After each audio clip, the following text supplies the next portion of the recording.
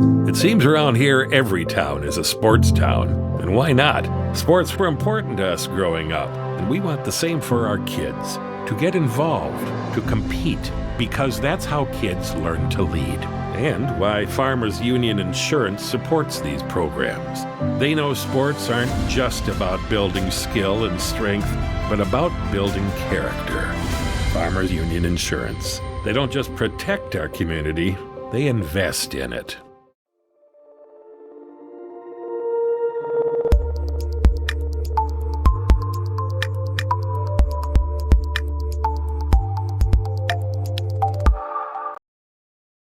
It seems around here every town is a sports town. And why not? Sports were important to us growing up, and we want the same for our kids. To get involved, to compete, because that's how kids learn to lead. And why Farmers Union Insurance supports these programs. They know sports aren't just about building skill and strength, but about building character. Farmers Union Insurance. They don't just protect our community, they invest in it.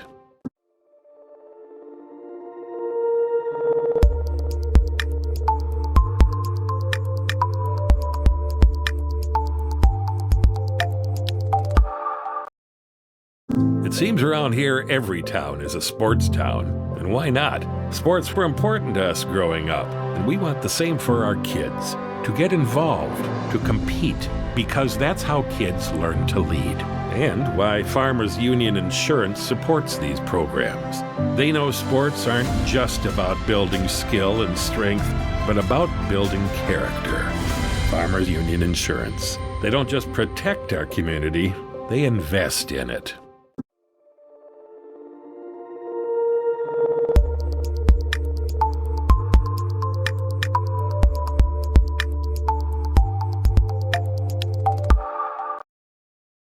It seems around here every town is a sports town. And why not? Sports were important to us growing up, and we want the same for our kids. To get involved, to compete, because that's how kids learn to lead. And why Farmers Union Insurance supports these programs. They know sports aren't just about building skill and strength, but about building character. Farmers Union Insurance. They don't just protect our community, they invest in it.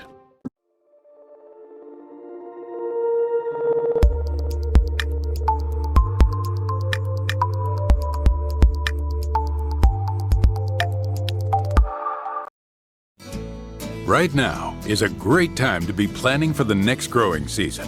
Fall fertilizer application can give your crops a strong start in the spring. Because the nutrients available and needed in each field vary, your Agtegra agronomist can help determine your specific nutrient needs and the benefits of applying them now. Life's an adventure filled with excitement, challenges, and achievement. Farmers Union Insurance can provide you the safety net to keep you moving toward your goals and enjoying life's rewards. With multiple locations across the state, Farmers Union Insurance agents provide quick quotes and professional services you deserve. Since 1948, Farmers Union Insurance has focused on insuring the people of South Dakota. From the most remote quarter section to the busiest intersection, Farmers Union Insurance, insuring a brighter tomorrow. We hope you are all enjoying the student productions of your school. Tonight's event and every event produced by your school during the school year are created, filmed, and produced by the students you love to follow and support. Become a booster of your school's live event coverage by becoming a sponsor. It's a great way to show your support of the athletes and students in your community. As a sponsor, you'll get great visibility for your business, organization, or family by supporting the live productions of your school. World-class service with hometown friendliness. That's what you can expect from the staff of Haler Automotive. We sell new vehicles from both Chevrolet and Buick, along with a good selection of late-model pre-owned vehicles. And if you're looking for something a little more vintage, come take a look at our classic car showroom, Highway 12 Classics. We have a full service department, parts department, and a body shop. We're conveniently located East Highway 12 in Webster, or view all of our inventory online at HalerAuto.com. Partnering with champions. RDO does that. Whether it's on the farm, the football field, or in the backyard, RDO prides itself on partnering with champions. For over 100 years, John Deere has been a champion of building the finest compact tractors available. Let RDO Equipment Company be your compact tractor sales and service champion. Plus, with 0% financing available, there's never been a better time to purchase your next compact tractor. Don't miss your chance to discover the RDO Equipment Company difference for yourself. Visit RDOequipment.com to find a dealer near you. Winning isn't everything. It's how you play the game that counts. If your values tell you the same, let's start a new conversation about money. At Thrivent Financial, we believe money is a tool, not a goal. Because it's not just about making more, it's about doing more. For your family, church, and community. Call Webster Thrivent Financial today at 605-345-3635.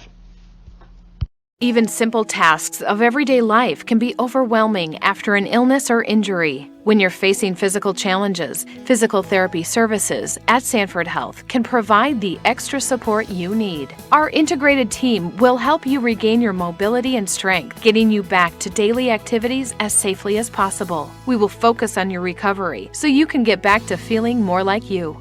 To make an appointment at Sanford Health in Webster, call 605-588-3186. Right now is a great time to be planning for the next growing season. Fall fertilizer application can give your crops a strong start in the spring. Because the nutrients available and needed in each field vary, your Agtegra agronomist can help determine your specific nutrient needs and the benefits of applying them now. To optimize your inputs for next year's crop, contact your Agtegra agronomist for details or visit agtegra.com today. Life's an adventure filled with excitement, challenges, and achievement. Farmers Union Insurance can provide you the safety net to keep you moving toward your goals and enjoying life's rewards. With multiple locations across the state, Farmers Union Insurance agents provide quick quotes and professional services you deserve. Since 1948, Farmers Union Insurance has focused on insuring the people of South Dakota. From the most remote quarter section to the busiest intersection, Farmers Union Insurance, insuring a brighter tomorrow. We hope you are all enjoying the student productions of your school. Tonight's event and every event produced by your school during the school year are created, filmed, and produced by the students you love to follow and support. Become a booster of your school's live event coverage by becoming a sponsor. It's a great way to show your support of the athletes and students in your community. As a sponsor, you'll get great visibility for your business, organization, or family by supporting the live productions of your school. World-class service with hometown friendliness. That's what you can expect from the staff of Haler Automotive. We sell new vehicles from both Chevrolet and Buick, along with a good selection of late-model pre-owned vehicles. And if you're looking for something a little more vintage, come take a look at our classic car showroom, Highway 12 Classics. We have a full service department, parts department, and a body shop. We're conveniently located East Highway 12 in Webster, or view all of our inventory online at HalerAuto.com. Partnering with champions. RDO does that. Whether it's on the farm, the football field, or in the backyard, RDO prides itself on partnering with champions. For over 100 years, John Deere has been a champion of building the finest compact tractors available. Let RDO Equipment Company be your compact tractor sales and service champion. Plus, with 0% financing available, there's never been a better time to purchase your next compact tractor. Don't miss your chance to discover the RDO Equipment Company difference for yourself. Visit RDOequipment.com to find a dealer near you. Winning isn't everything. It's how you play the game that counts. If your values tell you the same, let's start a new conversation about money. At Thrivent Financial, we believe money is a tool, not a goal. Because it's not just about making more, it's about doing more. For your family, church, and community. Call Webster Thrivent Financial today at 605-345-3635. Even simple tasks of everyday life can be overwhelming after an illness or injury. When you're facing physical challenges, physical therapy services at Sanford Health can provide the extra support you need. Our integrated team will help you regain your mobility and strength, getting you back to daily activities as safely as possible. We will focus on your recovery so you can get back to feeling more like you. To make an appointment at Sanford Health in Webster, call 605-588-3186. Right now is a great time to be planning for the next growing season. Fall fertilizer application can give your crops a strong start in the spring.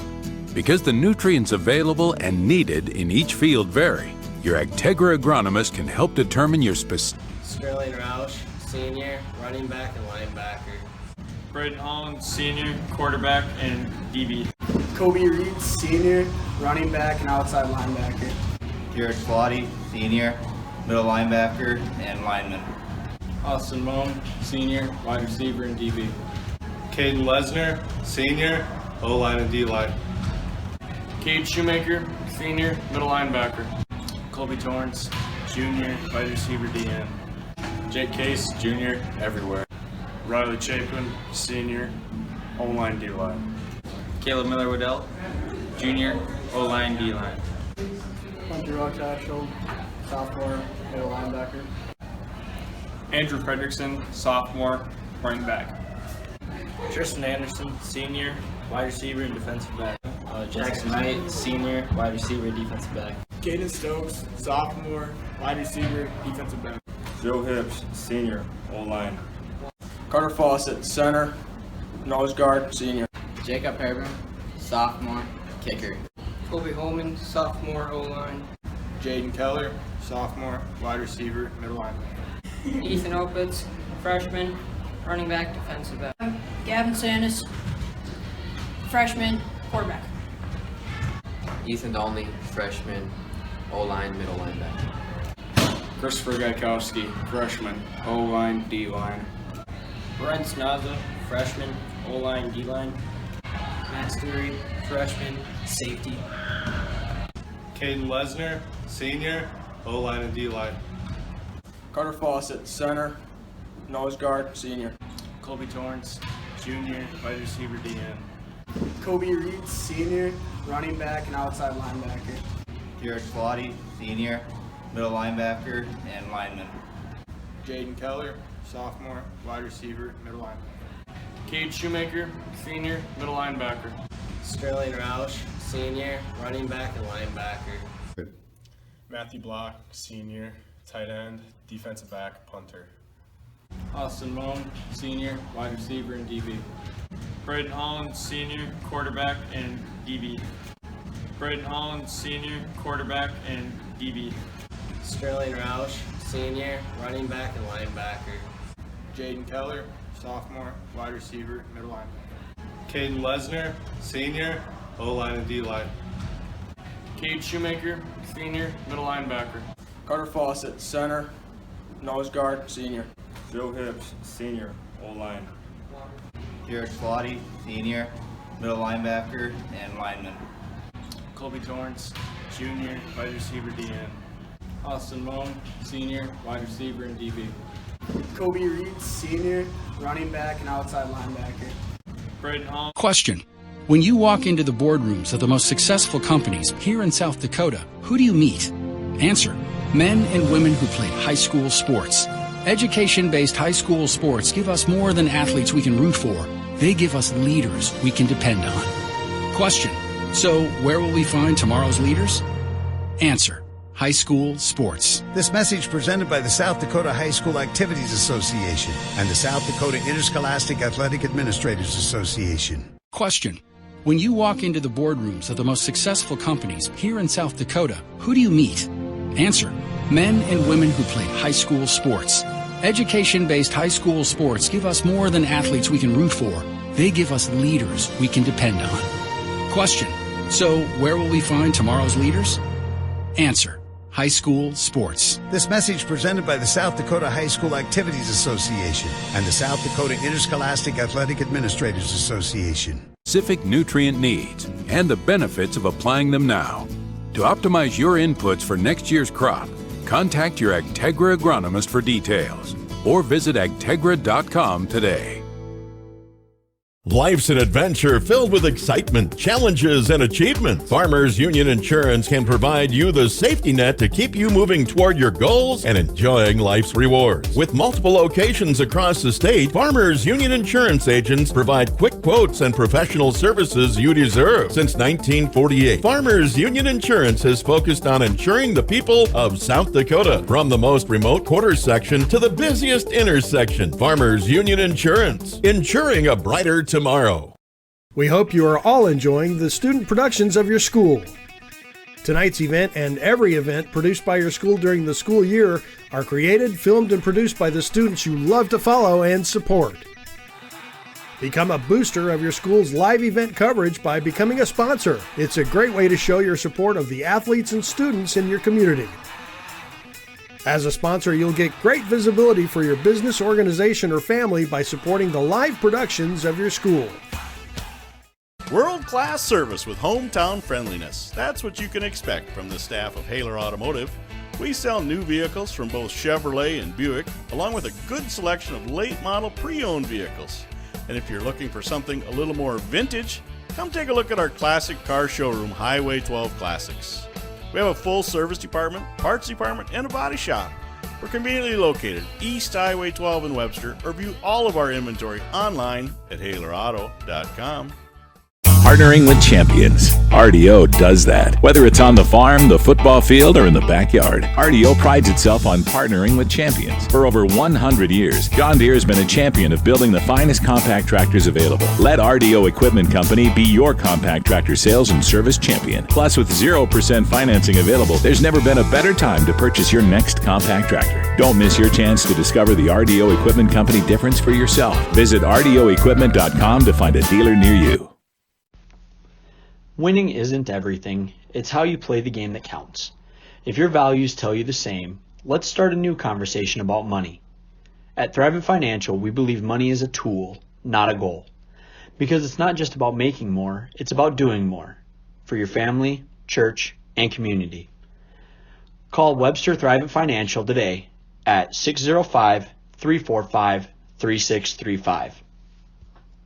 Even simple tasks of everyday life can be overwhelming after an illness or injury. When you're facing physical challenges, physical therapy services at Sanford Health can provide the extra support you need. Our integrated team will help you regain your mobility and strength, getting you back to daily activities as safely as possible. We will focus on your recovery so you can get back to feeling more like you. To make an appointment at Sanford Health in Webster, call 605-588-3186. Right now is a great time to be planning for the next growing season. Fall fertilizer application can give your crops a strong start in the spring. Because the nutrients available and needed in each field vary, your Agtegra agronomist can help determine your specific nutrient needs and the benefits of applying them now. To optimize your inputs for next year's crop, contact your Agtegra agronomist for details or visit agtegra.com today. Life's an adventure filled with excitement, challenges, and achievement. Farmers Union Insurance can provide you the safety net to keep you moving toward your goals and enjoying life's rewards. With multiple locations across the state, Farmers Union Insurance agents provide quick quotes and professional services you deserve. Since 1948, Farmers Union Insurance has focused on insuring the people of South Dakota. From the most remote quarter section to the busiest intersection, Farmers Union Insurance, insuring a brighter tomorrow. We hope you are all enjoying the student productions of your school. Tonight's event and every event produced by your school during the school year are created, filmed, and produced by the students you love to follow and support. Become a booster of your school's live event coverage by becoming a sponsor. It's a great way to show your support of the athletes and students in your community. As a sponsor, you'll get great visibility for your business, organization, or family by supporting the live productions of your school. Sterling Roush, senior, running back and linebacker. Braden Holland, senior, quarterback, and DB. Kobe Reed, senior, running back and outside linebacker. Jared Slotty, senior, middle linebacker, and lineman. Austin Moan, senior, wide receiver and DB. Caden Lesner, senior, O-line and D-line. Cade Shoemaker, senior, middle linebacker. Colby Torrance, Jr., wide receiver DN. Jake Case, Jr., everywhere. Riley Chapin, senior, O-line, D-line. Caleb Miller-Waddell, Jr., O-line, D-line. Hunter Rochashel, sophomore, middle linebacker. Andrew Fredrickson, sophomore, running back. Tristan Anderson, senior, wide receiver and defensive back. Jackson Knight, senior, wide receiver, defensive back. Caden Stokes, sophomore, wide receiver, defensive back. Joe Hibbs, senior, O-line. Carter Fawcett, center, nose guard, senior. Jacob Herber, sophomore, kicker. Kobe Holman, sophomore, O-line.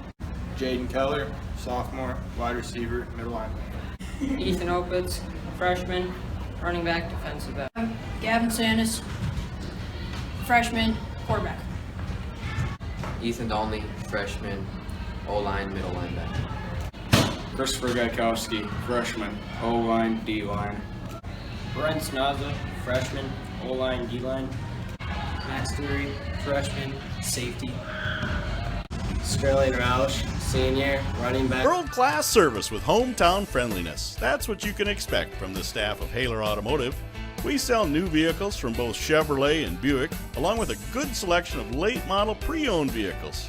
And if you're looking for something a little more vintage, come take a look at our classic car showroom, Highway 12 Classics. We have a full service department, parts department, and a body shop.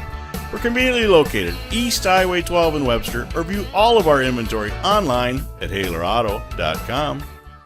Partnering with champions. RDO does that. Whether it's on the farm, the football field, or in the backyard, RDO prides itself on partnering with champions. For over 100 years, John Deere has been a champion of building the finest compact tractors available. Let RDO Equipment Company be your compact tractor sales and service champion. Plus, with 0% financing available, there's never been a better time to purchase your next compact tractor. Don't miss your chance to discover the RDO Equipment Company difference for yourself. Visit RDOequipment.com to find a dealer near you. Winning isn't everything. It's how you play the game that counts. If your values tell you the same, let's start a new conversation about money. At Thrivent Financial, we believe money is a tool, not a goal. Because it's not just about making more, it's about doing more. For your family, church, and community. Call Webster Thrivent Financial today at 605-345-3635. Even simple tasks. Question. When you walk into the boardrooms of the most successful companies here in South Dakota, who do you meet? Answer. Men and women who played high school sports. Education-based high school sports give us more than athletes we can root for. They give us leaders we can depend on. Question. So, where will we find tomorrow's leaders? Answer. High school sports. This message presented by the South Dakota High School Activities Association and the South Dakota Interscholastic Athletic Administrators Association. Question. When you walk into the boardrooms of the most successful companies here in South Dakota, who do you meet? Answer. Men and women who played high school sports. Education-based high school sports give us more than athletes we can root for. They give us leaders we can depend on. Question. So, where will we find tomorrow's leaders? Answer. High school sports. This message presented by the South Dakota High School Activities Association and the South Dakota Interscholastic Athletic Administrators Association. Question. When you walk into the boardrooms of the most successful companies here in South Dakota, who do you meet? Answer. Men and women who played high school sports. Education-based high school sports give us more than athletes we can root for. They give us leaders we can depend on. Question. So, where will we find tomorrow's leaders? Answer. High school sports. This message presented by the South Dakota High School Activities Association and the South Dakota Interscholastic Athletic Administrators Association. Question. When you walk into the boardrooms of the most successful companies here in South Dakota, who do you meet? Answer. Men and women who played high school sports. Education-based high school sports give us more than athletes we can root for. They give us leaders we can depend on. Question. So, where will we find tomorrow's leaders? Answer. High school sports. This message presented by the South Dakota High School Activities Association and the South Dakota Interscholastic Athletic Administrators Association. Question. When you walk into the boardrooms of the most successful companies here in South Dakota, who do you meet? Answer. Men and women who played high school sports. Education-based high school sports give us more than athletes we can root for. They give us leaders we can depend on. Question: so where will we find tomorrow's leaders? Answer: high school sports. This message presented by the South Dakota High School Activities Association and the South Dakota Interscholastic Athletic Administrators Association. Question: when you walk into the boardrooms of the most successful companies here in South Dakota, who do you meet? Answer: men and women who played high school sports. Education-based high school sports give us more than athletes we can root for. They give us leaders we can depend on. Question: so where will we find tomorrow's leaders? Answer: high school sports. Good evening, ladies and gentlemen. I'm Gerald Tibrick of Winter Warriors Live, joined tonight with Dan Williams from Bearcats.tv. Of course, that's the Webster area, all part of the Sports Ticket Live package. Doing something unique tonight for the first time for you folks and watching from the Webster area. You get your broadcast, your webcast brought to you on your station, Winter Warriors Live. Of course, we'll be doing our thing on our station. You're going to hear both Dan and myself talking tonight, but we've got crews from both teams working here tonight in a joint production, so pretty cool deal going on, Dan. How's it going, Gerald? Not too bad. It's always great to meet somebody 10 minutes and then have a football game together. Throw you to the wolves, huh? We'll get it done. We'll do it together. So, give me a couple of your ideas on tonight's game, just for some of the Webster people who are watching, what you can expect for a game. Oh, whether or not, and I think if I'm correct, this is the first time that Webster and Winter have ever collided on the football field. Boy, that I can remember. Yeah, exactly. And so a pretty safe bet. If it happened back in 1950, nobody probably remembers that anyways. But that being said, Winter is not going to really surprise you. And that's kind of, you talk to any coach that's, you've ever played him against, Winter's not going to surprise you. They're going to come, they're very run heavy, and they'll sneak some passes in there, some timely passes, and quarterback, Fritz, he's pretty accurate in his few attempts that he gets each game. And he's thrown a few touchdown passes this year, and he's racked up, 250-some yards, something like that, through the air. Nothing that's staggering, nothing impressive that way because we just don't pass a lot. But when we do, at times it's been effective. Again, very run-heavy, though. Just going to kind of line up and, carry out your assignments, block, and come at you. Play physical football. That's kind of what I gathered, too. It was going to be run, and then maybe run a little more. Yep. And just when you sell out to the run too hard, they might come up with something you've never seen. But yeah, they don't tend to do too many tricky things. Dan, I think we're going to step away here for just a minute while we pay honor to our country with the national anthem, and we'll be back right after that. This message presented by the South Dakota High School Activities Association and the South Dakota Interscholastic Athletic Administrators Association. Question: when you walk into the boardrooms of the most successful companies here in South Dakota, who do you meet? Answer: men and women who played high school sports. Education-based high school sports give us more than athletes we can root for. They give us leaders we can depend on. Question: so where will we find tomorrow's leaders? Answer: high school sports. This message presented by the South Dakota High School Activities Association and the South Dakota Interscholastic Athletic Administrators Association. Question: when you walk into the boardrooms of the most successful companies here in South Dakota, who do you meet? Answer: men and women who played high school sports. Education-based high school sports give us more than athletes we can root for. They give us leaders we can depend on. Question: so where will we find tomorrow's leaders? Answer: high school sports. This message presented by the South Dakota High School Activities Association and the South Dakota Interscholastic Athletic Administrators Association. Question: when you walk into the boardrooms of the most successful companies here in South Dakota, who do you meet? Answer: men and women who played high school sports. Education-based high school sports give us more than athletes we can root for.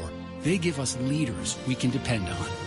Question: so where will we find tomorrow's leaders?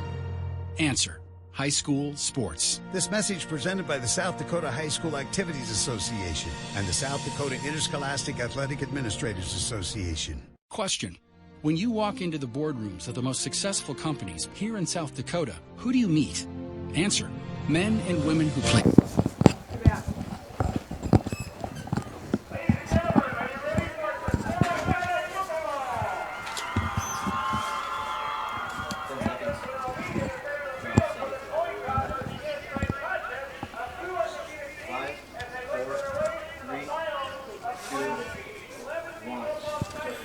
And welcome back once again. We are in semifinal South Dakota 11B high school football playoffs from the site of Warrior Field, Winter, South Dakota. Thanks for joining us both tonight on WinterWarriorsLive.com as well as Bearcats.tv. Dan Williams and myself, Gerald Tibbert, going to be on the call for you throughout tonight's game. And again, we're joining forces together, team members from both crews here tonight, helping make this production possible for both Webster and Winter. So, Dan, we kind of closing that in on the national anthem there, but I pretty much think I got my point across. How about you do the same for the Winter fans watching the Winter Warriors live? Well, if any of them read, and I was reading on my phone on the way down here, the Daily Republic out of Mitchell, Sioux Falls Argus Leader, Aberdeen American News, every one of those, they keep calling Webster's offense basically a three-headed monster. You got Reitz, you got Roush, and you got Holland. All three of them will be under quarterback tonight. It's in some fashion, some way, shape, or form.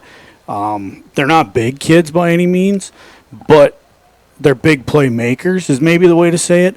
Holland, he's not much taller than me, and he's a slippery little quarterback. If you give him a 3-yard window, I mean, the kid's going to juke and maybe throw the ball, or he may take off running. Reitz, it's no secret. You guys have watched our game film. If he can get the corner, he's gone. I mean, you look at kickoff returns, punt returns.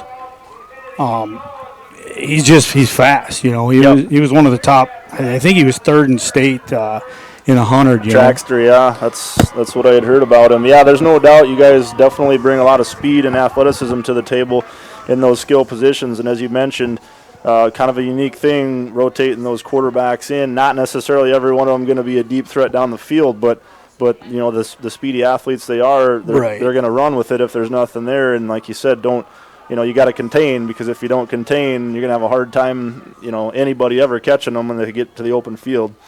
That's kind of been our scouting report, I know. Big thing, that I can see is we had a tough time with the line last week. If your guys' line holds up, it's going to be a fight again. I didn't think our line got off the ball fast. Last week. It's one of those deals where if we can win the line, we might, put some points up quick. Paraboom's set here to kick. I'll let you take off before we're ready to go. That's absolutely fine. Yep, ball is on the tee, and Paraboom's kick is away. Going to skip along the ground, be fielded about the 10-yard line. And nice open field tackle. It was Snaza, I believe. Caden Keyser on the return for the Warriors, out to about the 24-yard line. So not too bad of a return, but good job getting down the field on the kickoff coverage and making that open field solo tackle. And you look at the teams we played last week. Mount Vernon, they lost to you guys 14-6, 14-8. They're a tough team, and oh yes, I think it's going to be a great game.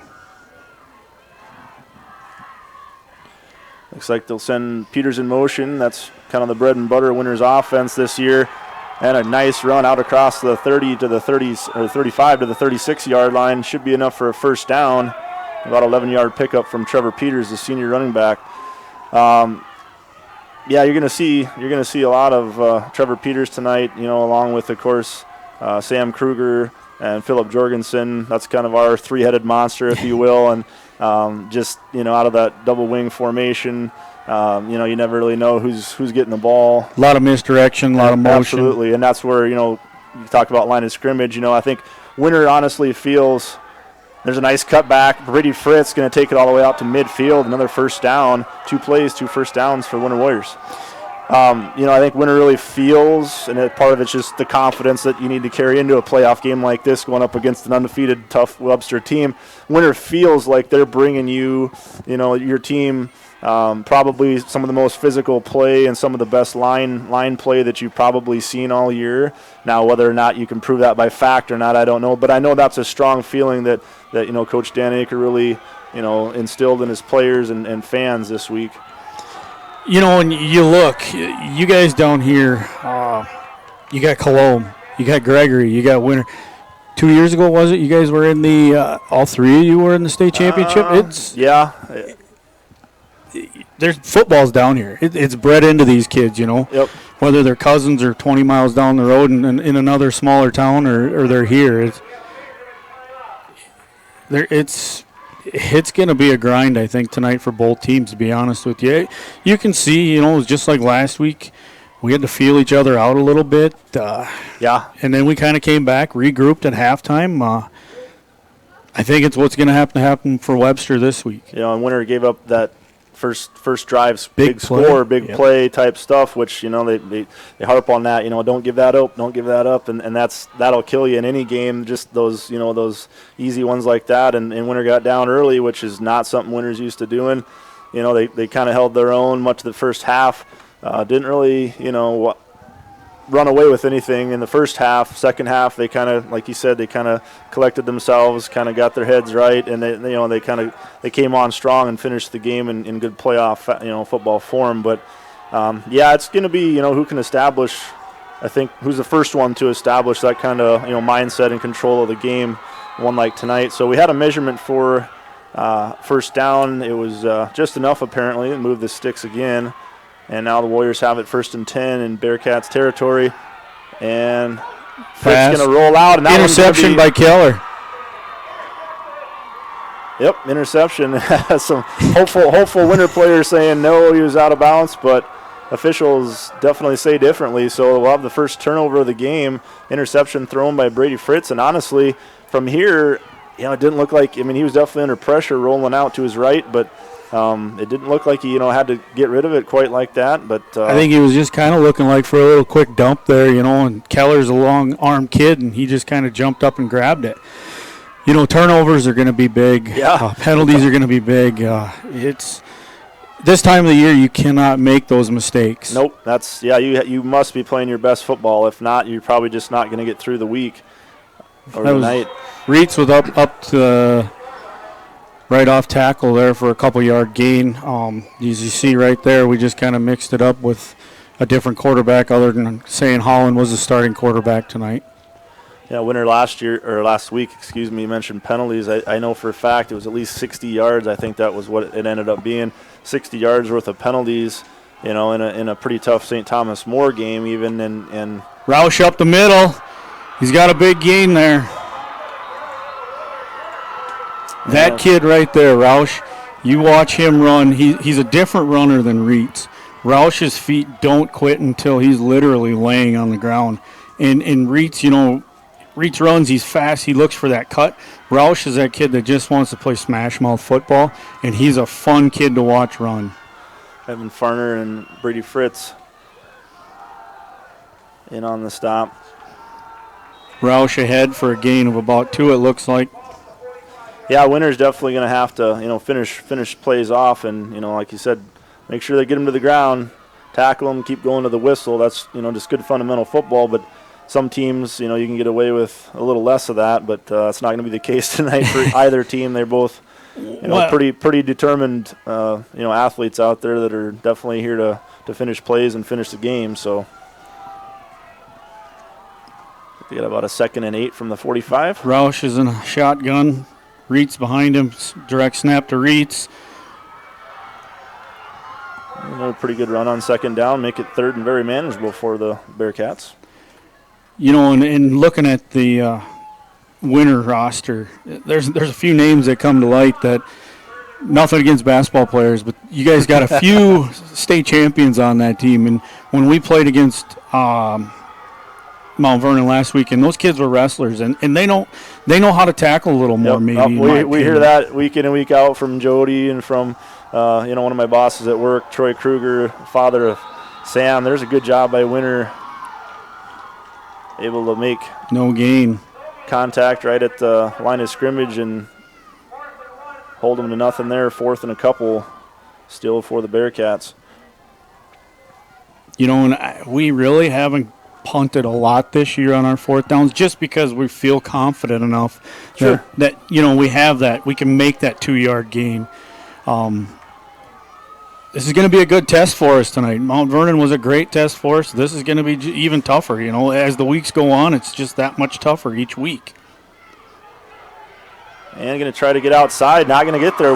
Better job that time by Winter, getting out there with them, sliding down the line of scrimmage, just not giving them that chance to cut up the field. But I tell you what, though, those situations are nail biters for us because, you get into a 4th and 2, but you're facing this offense, that's. You look at the Fawcett kid, he moved from Sioux Falls Christian. He's 6'3". Yeah, he's a big boy, 300 pounds or whatever he is, plus, yeah. He's committed to SDSU to go, I believe, this year. And for as big as kid he is, he's actually very athletic. Flag on the play. We'll check that. Looks like Kruger carry about 10 yards, but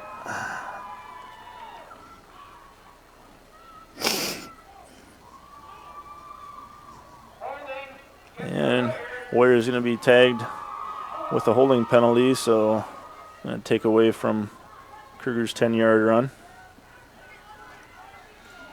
Yeah, I was just kind of add the numbers up a little bit, just to sort of get an idea. And it looks like, Webster, you average about 33 points a game, which isn't just astronomical numbers, but that's a pretty healthy score if you're going to get 33 points out of your offense a game. Right. And of course, some of the games higher than that, and some of the tougher opponents, the tougher defenses, going to hold you down a little bit, but sweep off the end. Yep, Trevor Peters again. That's, like I said earlier, that's kind of one of the strengths right there, running off that right side, or around that, the right side of the line, and getting that ball in the hands of Peters, giving him a chance over there, able to get some of the penalty yards back. It's like about 2nd and 13, ball on the 38-yard line. One thing I can say about our defensive ends this year, it seems like they've really contained very, very well for us, and hopefully they stay disciplined tonight too, especially with the speed and you guys have. Yeah, every one of the backs. I mean, they obviously have some similarities, in their talent levels, but they are different runners. But and they're not extremely big either. Philip Jorgensen, kind of the exception. He's a pretty good sized athlete, but each one of them, yeah, they don't have the world class speed by any means either, but they're still pretty good athletes, and they're they can turn on the afterburners and they can make those cuts. Wow. That one didn't go anywhere. That one got stopped. Trevor Peters. So now Winter in a 4th and long situation here, 4th and a long 8. And will likely to send the punt unit out. It looks like they will, and try to flip sides of the field and at least win some field position here. So there's been some good runs early, first, second down, but then the penalty yardage we talk about, you can't have those, and that one definitely stopped this drive pretty much in its tracks, just not able to get those penalty yardage plus back. Good punt. And punt is away, and it hit the turf, and they'll just let it die. If I was a golf, I'm not much of a golfer, but I guarantee you that's kind of a good way to lay the ball down. Yeah. It doesn't go anywhere. Unfortunately for us, you would have liked to have seen it hop down the field another 10 yards, but it pretty much sat down. To be honest with you, I was really surprised they did punt that way towards Reitz. Most after about the second game of the season, boy, they won't punt or kick towards Reitz or Mo, and they'll try and squib kick on a kickoff and keep it away from those guys just for the fact of how fast they are.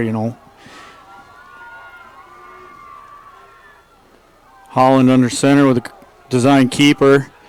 He gets forward. He got next level. It's like around that 8-9 yard pickup on first down. Good run. And he's been a starting quarterback for 3 seasons for us now, and there's times where you sit here and I'm up here in the booth doing this, and you just cover your eyes and think, oh man, kid, and out of the blue he slips out of it, and it's a 20-yard play, and it's great that he can do that. It's gonna hurt us come next year, because we're gonna have to fill those shoes. Yep. Yeah, all good things must come to an end, and you can carry them a long ways, and then when they're Holland's gone, gonna drop back. Really extending the play out nice. Catch somehow by Reitz. Yep, makes the reception on the 45-yard line into Winter Warrior territory. Boy, that's a nice job by Holland.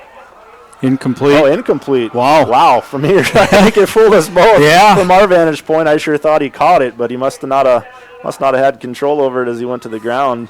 Kind of blocked, I suppose, by his own body, our view anyways. But so either way, I'm going to give a lot of credit to Holland there. Absolutely using about every yard of the field, just running, staying ready to pass, keeping that run threat alive, and he decides to get rid of the ball, and he darn near had a first down completion. And I got to give respect to our line for the simple fact of he had all the time in the world. Holland up the middle with a keeper. Only needed a yard, and he got several more than that. Picked up about 4 or 5 there, enough for a first down. Getting back to numbers a little bit too. Winter averaging more than that. 40, a little over 44 points a game.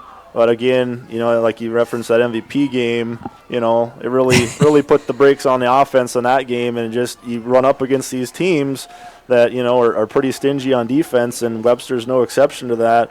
I think you guys have pitched 4 shutouts. Only 3 games have you given up more than or only 3 games you gave up double-digit scores. So I mean, that's speaks pretty highly of the defense, and numbers-wise, only giving up just a touch over 7 points a game. So there's that tough defense, that's not going to give you anything easy. Right, and the game that comes to my mind is the Groton game. We played them regular season.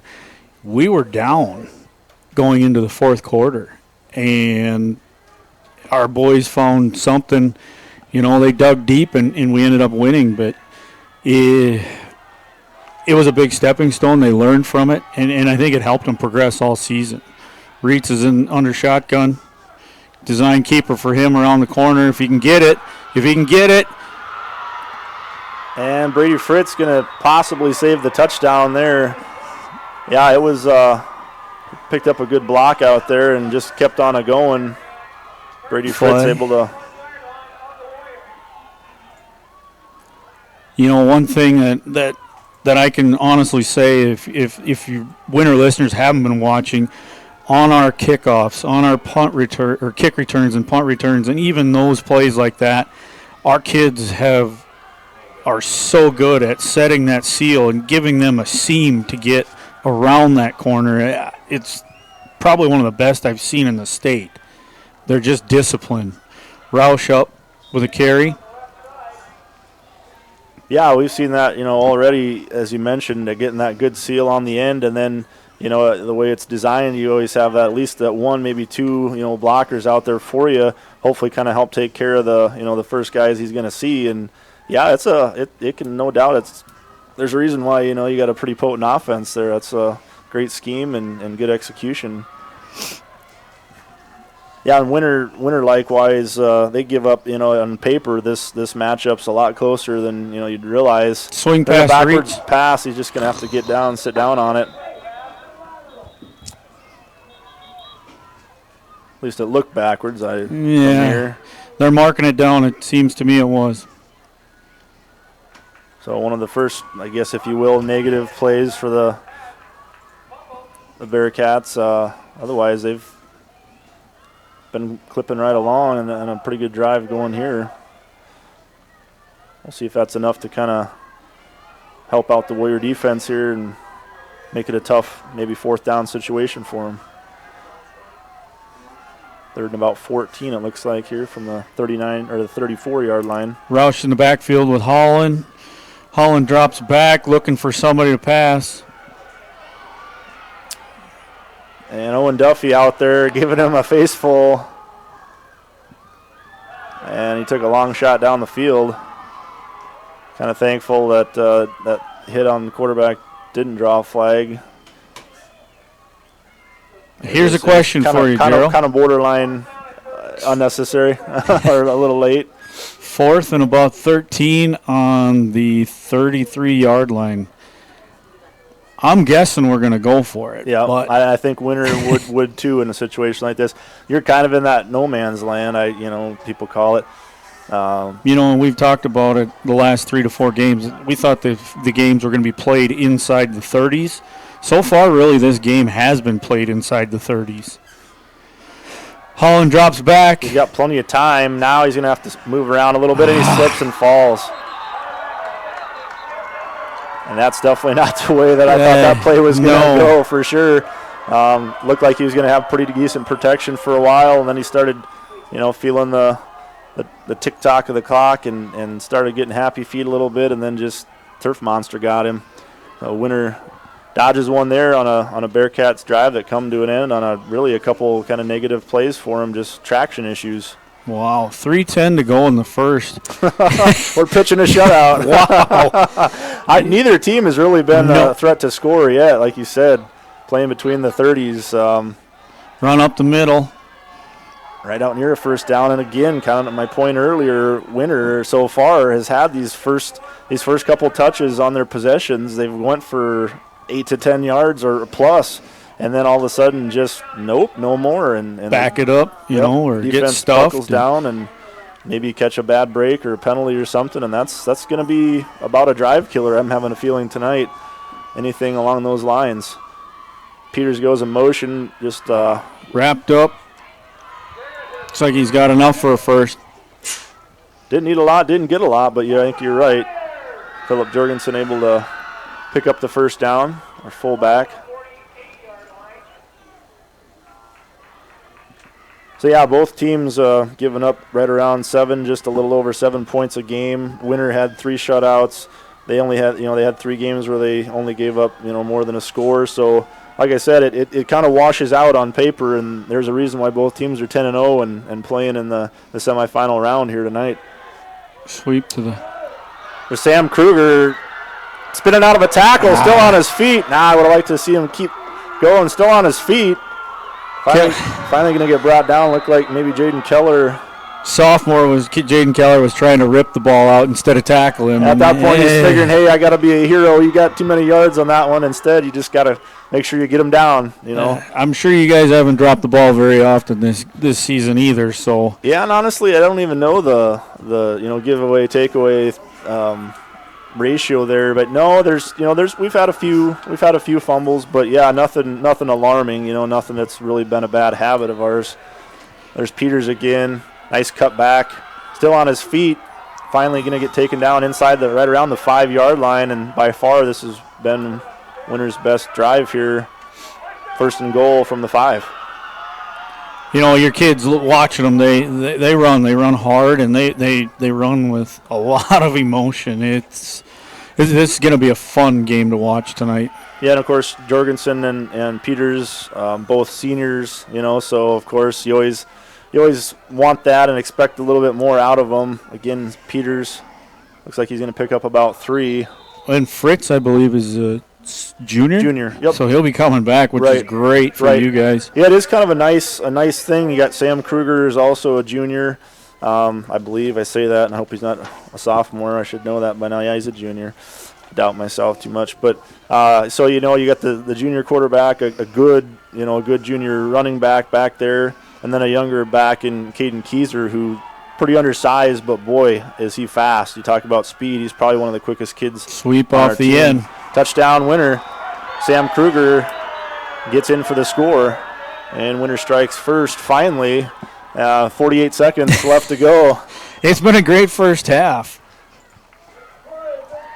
Yeah, this is probably something that fans on either side of the and players included aren't used to dealing with. We're used to, by now you've probably scored a couple times. You've maybe get the edge off. Yep, kind of settled down, settled in, and this is just a game where you're not going to be able to let off the gas at all.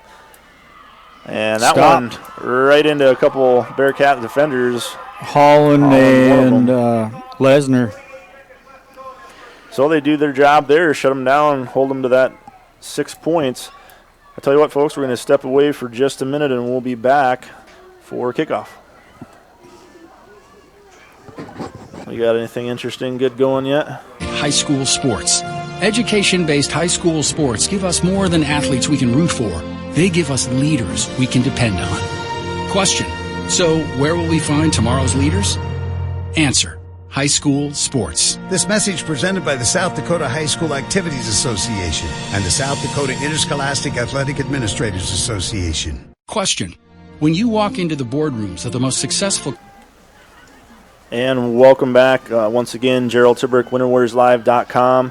Dan Williams of Bearcats.tv. We're both joining each other tonight, doing a dual webcast, so both schools and fans can enjoy what they're used to having week in and week out. We're both very proud to be here tonight at Warrior Field, bringing you live coverage of this semifinal game.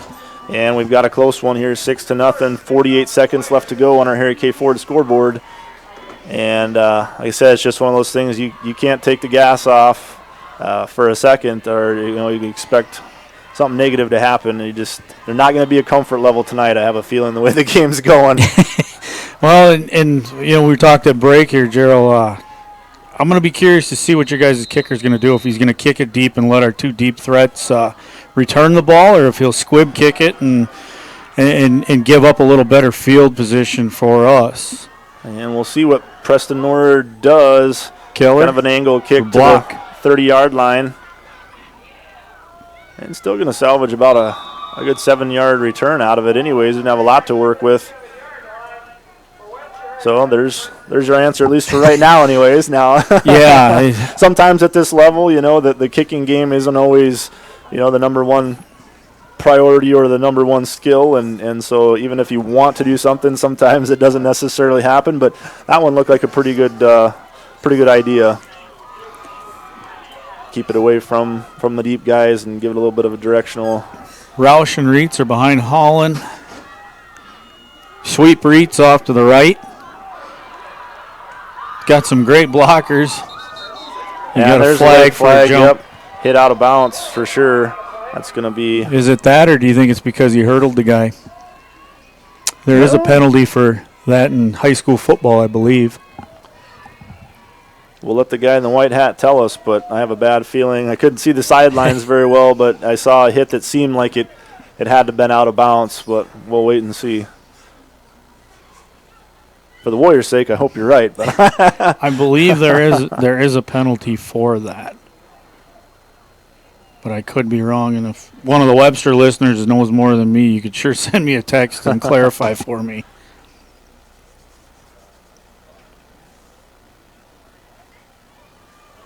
Yep. I'll be darned.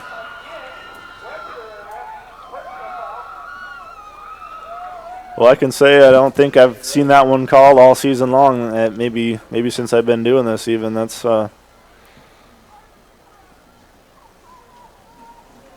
yeah. Dan, you're on the money, I think.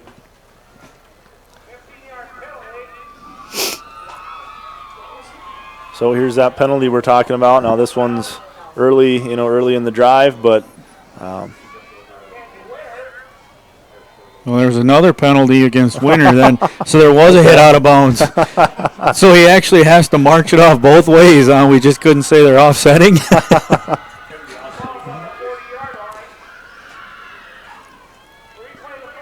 So now, after it's all said and done, the ball is spotted on the Webster 40-yard line. First down, about 7 yards to go. That's a whole lot of something. But pitch to Rouse. Keller's in front of him for some blocking. And another penalty flag going to fly over there on the far side of the field. Had a chance at him and missed the tackle. And then a flag came shortly after that. Looks like we got a hold.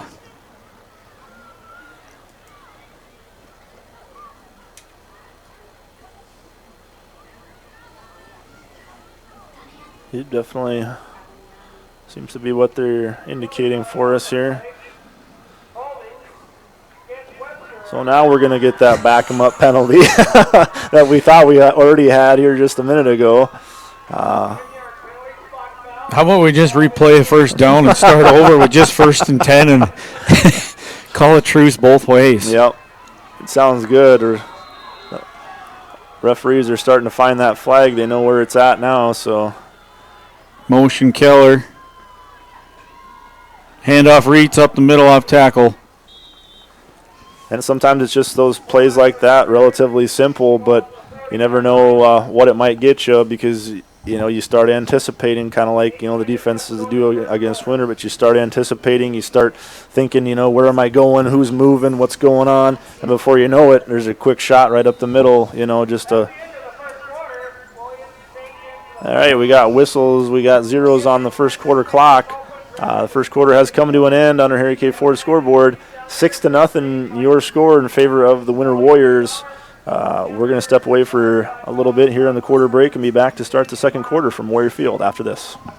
Of everyday life can be overwhelming after an illness or injury. When you're facing physical challenges, physical therapy services at Sanford Health can provide the extra support you need. Our integrated team will help you regain your mobility and strength, getting you back to daily activities as safely as possible. We will focus on your recovery so you can get back to feeling more like you. To make an appointment at Sanford Health in Webster, call 605-588-3187. And we're back. Gerald Tibrick, WinterWarriorsLive.com, Dan Williams, Bearcats.tv, bringing you live coverage of this semifinal game from Warrior Field. Winners got the marginal lead, 6-0, one score the whole first quarter. And we'll see what the second quarter has in store for us as we're just moments away from the start of that. Taking a look at first quarter stats real quick here. I don't know what I'll get through, but both teams getting fairly even number of plays run, 16 for Webster, 13 for Winter. A little bit bigger difference. Winter able to put up 106 yards of offense, Webster 61 yards. Time of possessions, almost dead even, 5 minutes 38 seconds, 5 minutes 41 seconds.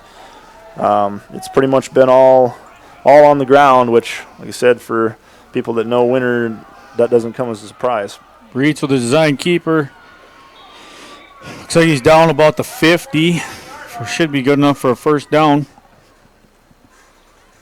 And take a look at individual stats. Roush has got 27 yards, averaging over 5 yards a carry. Reitz has 27 yards as well, 4.5 yards a carry. And Holland, 7 yards, just over 2 yards a carry.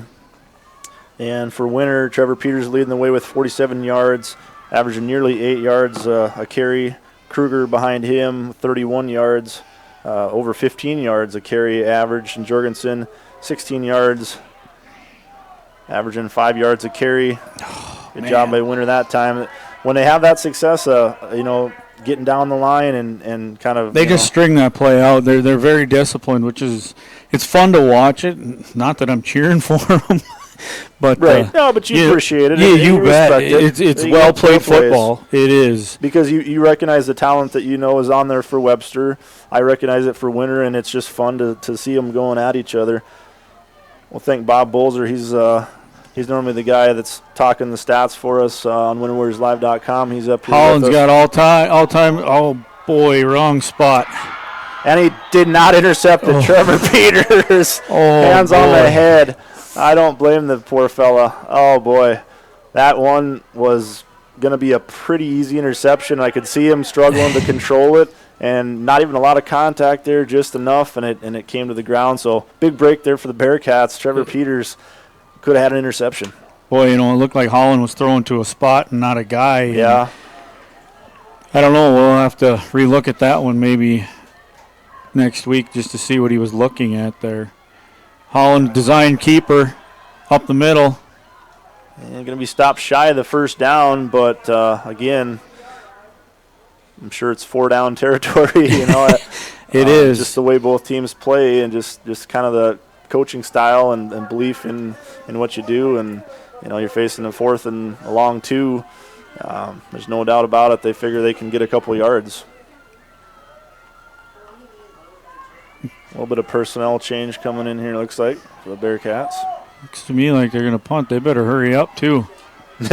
Yeah, time does seem to be slipping away from them here just a little bit on this play clock. Block is set back to punt.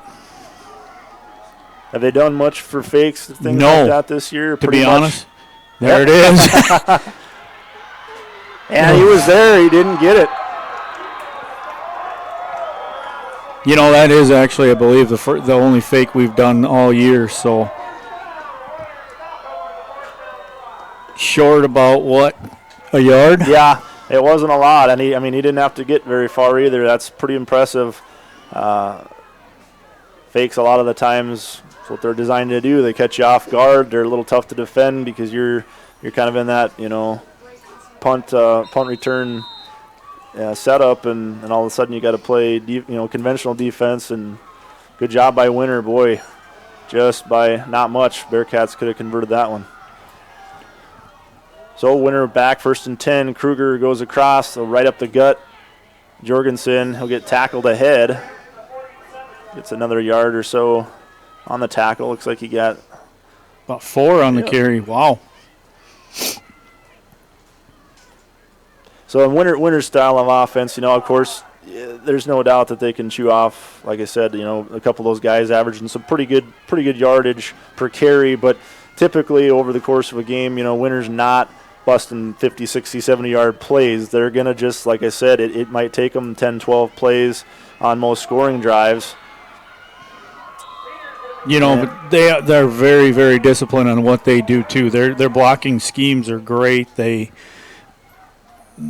just know how they've ran their offense so well for so long, and some people I think get a little frustrated with Coach Aker. They call him stubborn. They call him old-fashioned. They call him whatever they want to call him. He's successful, so I don't ever call him. I don't ever call him too much. But you're right, though. I mean, Winter, they're not going to get too complicated with switching things up and throwing all kinds of different schemes and looks at you. They pretty much run out of 2 formations, and that double wing being the primary one. A lot of movement, but they're not running 100 different plays. They know whose number's called and what they got to do pretty much every time, and it doesn't leave a lot of room for error. They're pretty confident in what they do. And Sam Kruger stopped for a short gain. Looked like he got only about 1 down to the 44-yard line of Webster.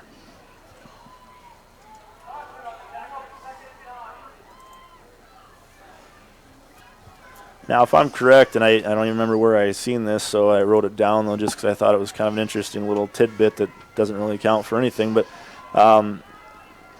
head coach of the Bearcats, Tanner Christensen. Yes. I seen he had my math and the numbers I seen, career record of 49 wins, 12 losses. So kind of maybe an extra little thing that most people probably don't even realize. He might not. His players probably don't, and that's not motivation of itself to win, but wouldn't that be kind of neat for him, to pick up that 50, get to that 50 in a big game like, tonight, coming to Winter.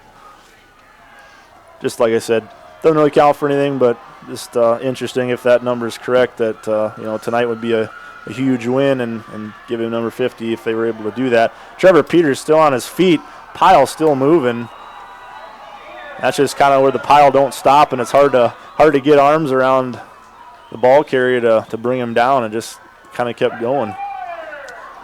Well, and Coach Christensen, he actually started coaching in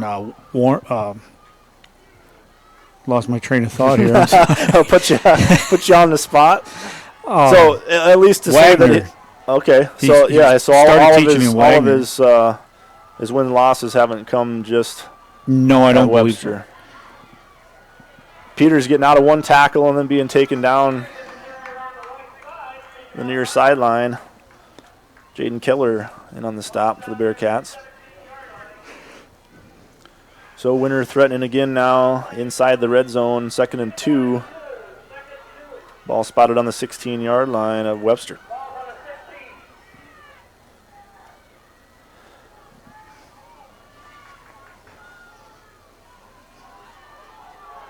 Fritz under center. And Kruger in motion, going to get the toss. Spins out of one tackle. And didn't get a whole lot more. Pretty motivated Braden Holland there. Don't blame him. He's very very emotional. He is. No, and that's really awesome to see, because it's okay to be human, and it's okay to play with attitude and emotion, as long as it it doesn't get in the way of negatively. Use that for the positive, and that's pretty cool to see. It's all right to get jacked up on a good stop. So 3rd and less than a yard here for Winter's offense. Kruger going to get the ball, 1st down and more, breaking tackles down inside the 5. Wow, great running by Kruger. Sam Kruger, you talk wrestlers, he's no slouch in that sport either. And again, I'm sure you can find all kinds of ways to to say the benefits that it brings. And and Sam just a pretty tough kid too. Again, not he's got some height to him, but he's not extremely big physically wise, but again, just a very physical player. He definitely gets the most out of his body, and his abilities. Go first and goal from about the 1, and that one straight in the middle, piled up. Wow, whistles hadn't blown, at least not that I heard. Had players jumping in on the pile and everything else. After all that, stopped. Virtually must have been no gain, maybe a half yard, so second and goal. Ball just inside the 1 yard line. And that's kind of the trick, too, is, how soon do you blow the whistles against both teams like these that aren't going to quit. Right. They're not going to quit. So, you kind of like to let them just sort it out a little bit first. And Peters gets stood up and then gets across. Touchdown, Trevor Peters. And Winter Warriors get their second score of the night. Now up 12-0, 5:03 remaining on the Harry K. Ford scoreboard. Still plenty of time for Webster, 3 timeouts. Big play capabilities. Plenty of time yet. We'll wait the 2-point conversion here. The first one not successful. Webster able to stop it. Here's the second one. Kruger, the ball carrier, and he got in. So they get that back and bring the score to 14-0 now. That's your score, 5:03 remaining. We'll step away for a quick break. Give you folks at home a chance to hear some messages from our great sponsors at Bearcats.tv and WinterWarsLive.com. We'll be back right after this. Companies here in South Dakota, who do you meet? Answer: men and women who played high school sports. Education-based high school sports give us more than athletes we can root for. They give us leaders we can depend on. Question: so where will we find tomorrow's leaders?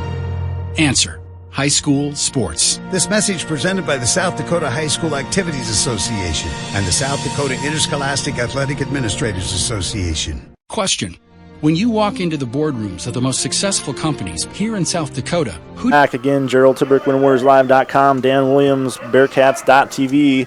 We appreciate you logging on tonight to watch our live webcast of this semifinal football game from Winter. Warrior Field, the location. Winter's got a 14-0 lead, a 2-score lead, but like I said before the break, Webster plenty of time, especially with the offensive capabilities they have. Big plays.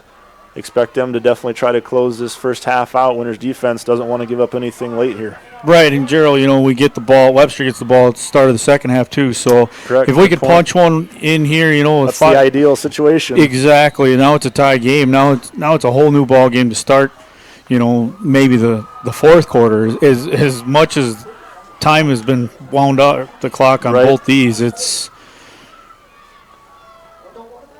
And smart decision. Yes, I wondered if he was going to pick it up. Reitz over there. I guarantee he'd rather pick the ball up. He would. But, that's a smart decision by him. Just let that ball keep bouncing out of bounds. Nord's kick heads out of bounds and draws the yellow flag. Well, and it was smart on Winter's just to try and get it out there just to see if the kid, if Reitz would pick it up at that 30, 25-yard line, whatever, and try and run it. And at least they know they got a head start if they get him pinned into that corner, just to slow him down. Right. Yeah, sometimes when you're facing some dangerous guys in space, some speedsters, guys with good returnability skills, even a penalty like that's not bad because it doesn't give them a chance to return that ball. Hauling for a deep ball for Moen. Oof. Fritz came in. Fritz had a little ground to make up and closed right as the ball was in the air. And the post kind of got in my way in transition here, but yeah, definitely took a shot down the field there, and why not on first down? That's probably been there more than a few times throughout the season. What a way to get down the field quickly with a pass like that. And we got our first timeout called. It looks like we do. Coach Christensen and the Bearcats want a timeout. Talk things over. 2nd and 10 when we come back. We'll be back after this. 6. Right now is a great time to be planning for the next growing season. Fall fertilizer application can give your crops a strong start in the spring. Because the nutrients available and needed in each field vary, your Agtegra agronomist can help determine your specific nutrient needs and the benefits of applying them now. To optimize your inputs for next year's crop, contact your Agtegra agronomist for details or visit agtegra.com today. And we're back coming out of the timeout here, folks. We want to remind you to go to vote@harryk.com for your favorite teachers. Help them win Educator of the Month from Harry K. Ford. Your place for family, friends, and Fords in that order. Meanwhile, we're facing a 2nd and 10 here for the Bearcats.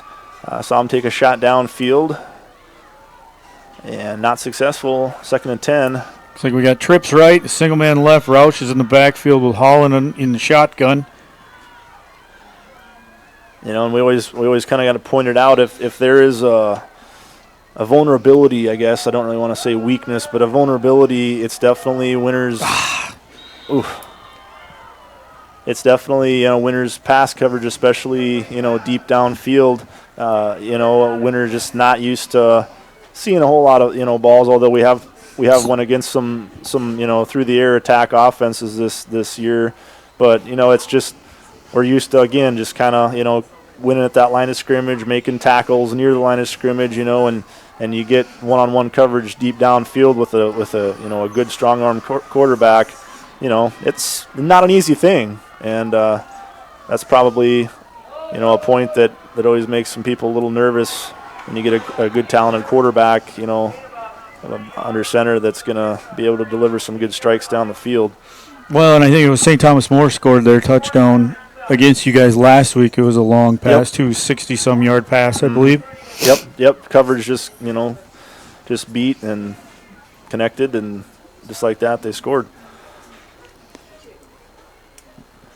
So with 4:21 here to go, back to punt it looks like, and this one might actually be the real deal. I would say. Just given the scenario here. Snap's good, punts away, and not going to have a chance to return as it went out of bounds somewhere around the 40-yard line. Always curious, and hear your thoughts on it, but and that one probably wasn't near as bad as some can be, but you get those mile-high punts, and especially if it's a shank, but they might only go 15, 20 yards downfield, and they're a mile high. They go out of bounds.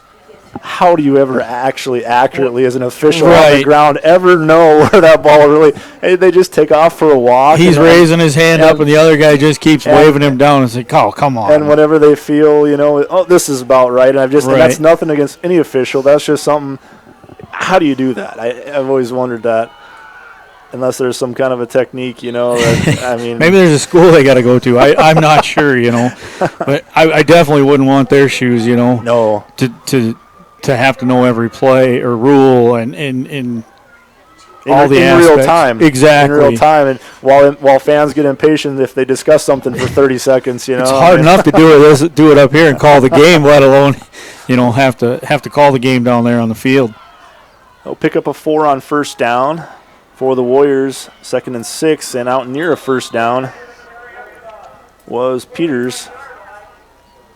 And we'll check the spot. It looks like he might be just short. Had one measurement already. This one. And our down marker guy is kind of sleeping down here on the sidelines. He's still. I think he's waiting for the motion. Waiting for sure, but. And we're going to get the measurement. It was foresight by him.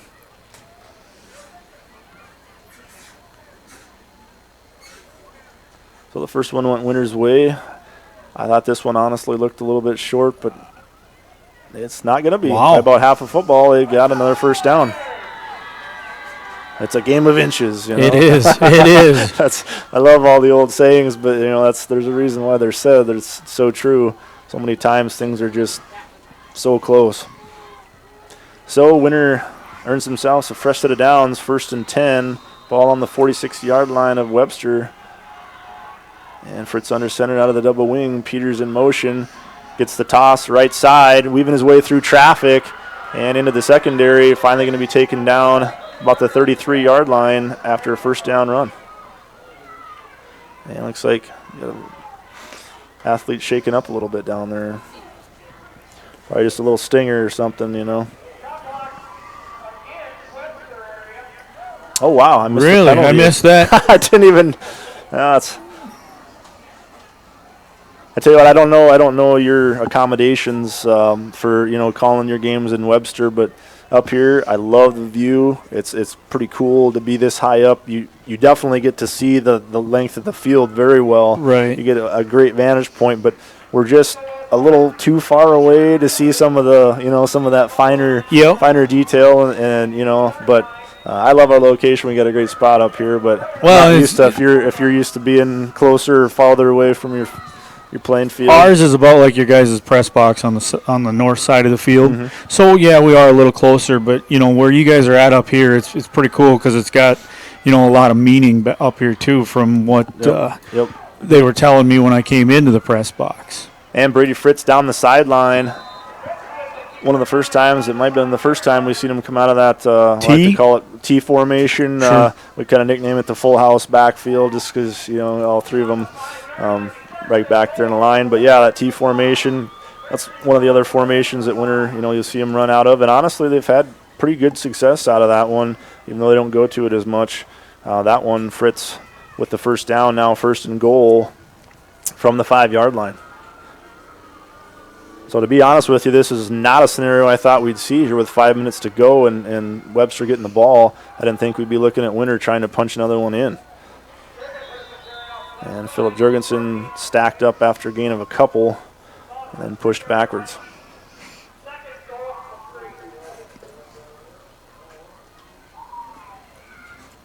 You know, I will say your guys' field, it is really cool, though, with this big hill, and your field looks great, you know, it tonight. It does. For as late of the year as it is. Right, most of the time by now it's been, you know, it looks like a calving pasture or something. I mean, it's been trampled on. It's been dormant for a month. And there's Trevor Peters into the end zone for the second time tonight. Third Winter score of the evening. Winter up by 3 scores now, 20-0, 2:18 remaining, 2-point conversion coming up. But yeah, no, you're absolutely right. I mean, the field does look good. It's you know, we've been fortunate. Of course, we and most of the state had plenty of precipitation to go around, you know, and that definitely helped. And then some good mild temperatures, nothing too drastic yet, so it's definitely helped keep the field looking as good as it does. Well, I'll tell you, if you guys want some water or you need some moisture, Day County has way more than we need. You guys could build a pipeline and send it down here. You know what? We'll give up. On behalf of the area farmer and ranchers, I say, well, thank you, but no, I think we're trying to dry out, and I think we're, you know, probably in the spot we want to be. All right, so that 2-point conversion was successful, just able to get across the goal line. 22-0 now your score, 2:18 to go before the half. We'll step away and be back in about 30 seconds. Yeah, no, I mean, by no means. Who do you meet? Answer: men and women who played high school sports. Education-based high school sports give us more than athletes we can root for. They give us leaders we can depend on. Question: so where will we find tomorrow's leaders? Answer: high school sports. This message presented by the South Dakota High School Activities Association and the South Dakota Interscholastic Athletic Administrators Association. Question. And welcome back. Gerald Tibrick, WinterWarriorsLive.com, Dan Williams, Bearcats.tv, bringing you live coverage of the semifinal football game. Winter, like I said, just being honest, I really didn't see them getting that third score here of the first half with the Bearcats getting the ball with 5 minutes to go. But, of course, taking their shots downfield, you know, the clock's not going to run. Right. You know, a couple incomplete passes. Next thing you know, they're punting the ball away, and then Winter's offense, you know, really snapped to attention and able to use what time they had left. And there's still time, plenty of time for Webster catching that one. Reverse to Mullen. Mullen's looking for a seam. Breaks a tackle down the sideline. I tell you what. Oh, wow. Wow. That right there, you know, like we were talking True about. touchdown-saving tackle. You know, when right they there. can make those seams like that, it's a fun game to watch when they're doing that. I had to stop talking because I thought I was just going to watch him run for another 60 yards. I really thought they were going to answer right back with a return on that one. And we have a penalty, too, we're going to talk about. that was quite an impressive return, having to catch the ball running backwards, or away from, and then they pull off the reverse and.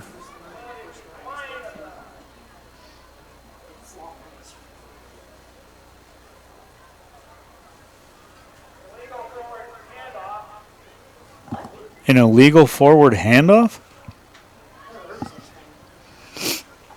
Okay. We never know. The most we know is where the ball ends up, right, Dan? That's right. We don't know the calls. We don't probably know every hand signal they use, and we just know it looked like we saw the. Well, that'll pin us back deep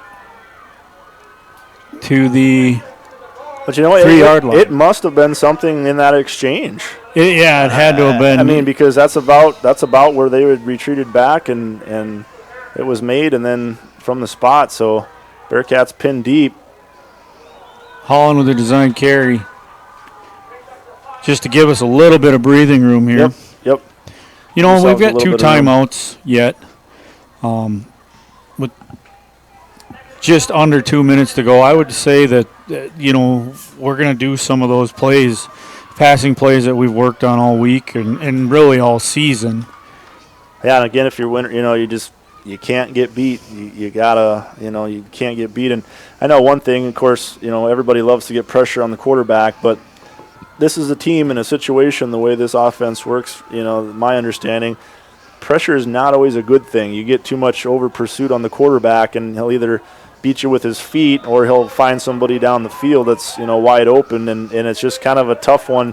Coach Akers says you sort of got to pick your poison, and winner's not necessarily, we don't have a ton of sacks this year. They're kind of more of a containment type defense, but certainly I know they didn't want to pin their ears back and just take off after one of your Holland or either one of the quarterbacks tonight. They kind of got to be aware of the possibilities of what could happen if I do this.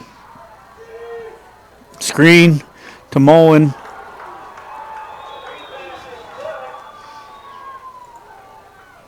Looks like we maybe have a fumble.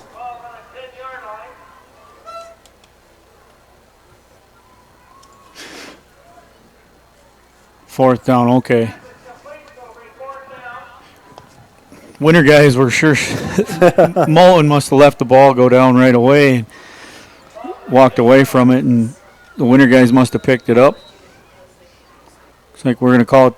The Winter's going to call a timeout here. The Winter will call a timeout, probably try to figure out what they're going to do here with 1:06 remaining. We'll take a timeout with them and be right back after. It's an adventure filled with excitement, challenges, and achievements. Farmers Union Insurance can provide you the safety net to keep you moving toward your goals and enjoying life's rewards. With multiple locations across the state, Farmers Union Insurance agents provide quick quotes and professional services you deserve. Since 1948, Farmers Union Insurance has focused on insuring the people of South Dakota. From the most remote quarter section to the busiest intersection, Farmers Union Insurance, insuring a brighter tomorrow. And we're back. Okay. We had our first little hiccup here of doing this pretty cool thing. Last week we kicked the cord, so we were offline for about 3 minutes, and you can't believe the amount of text messages we had there. People sure miss that, don't they? They do. They don't hesitate to let you know, which is good because sometimes we don't even realize what's going on or not going on. So we're happy to be back. Block for punt. Low snap, but he's able to get it off the ground. He was on his knee, and I'm going to say it was a safety. And that's going to be the call. I honestly didn't think he got that low. I mean, the ball was on the ground, but wow, okay. Light pole kind of right in the way, too. Didn't help my visibility any, but that's definitely the call on the field. It was low snap, and knee must have touched, or maybe an ankle or something even. I don't know what happened there, but definitely safety called. So, once again, I didn't see that happening. No. Unfortunate bad break for the Bearcats here. Just 1:10 to go.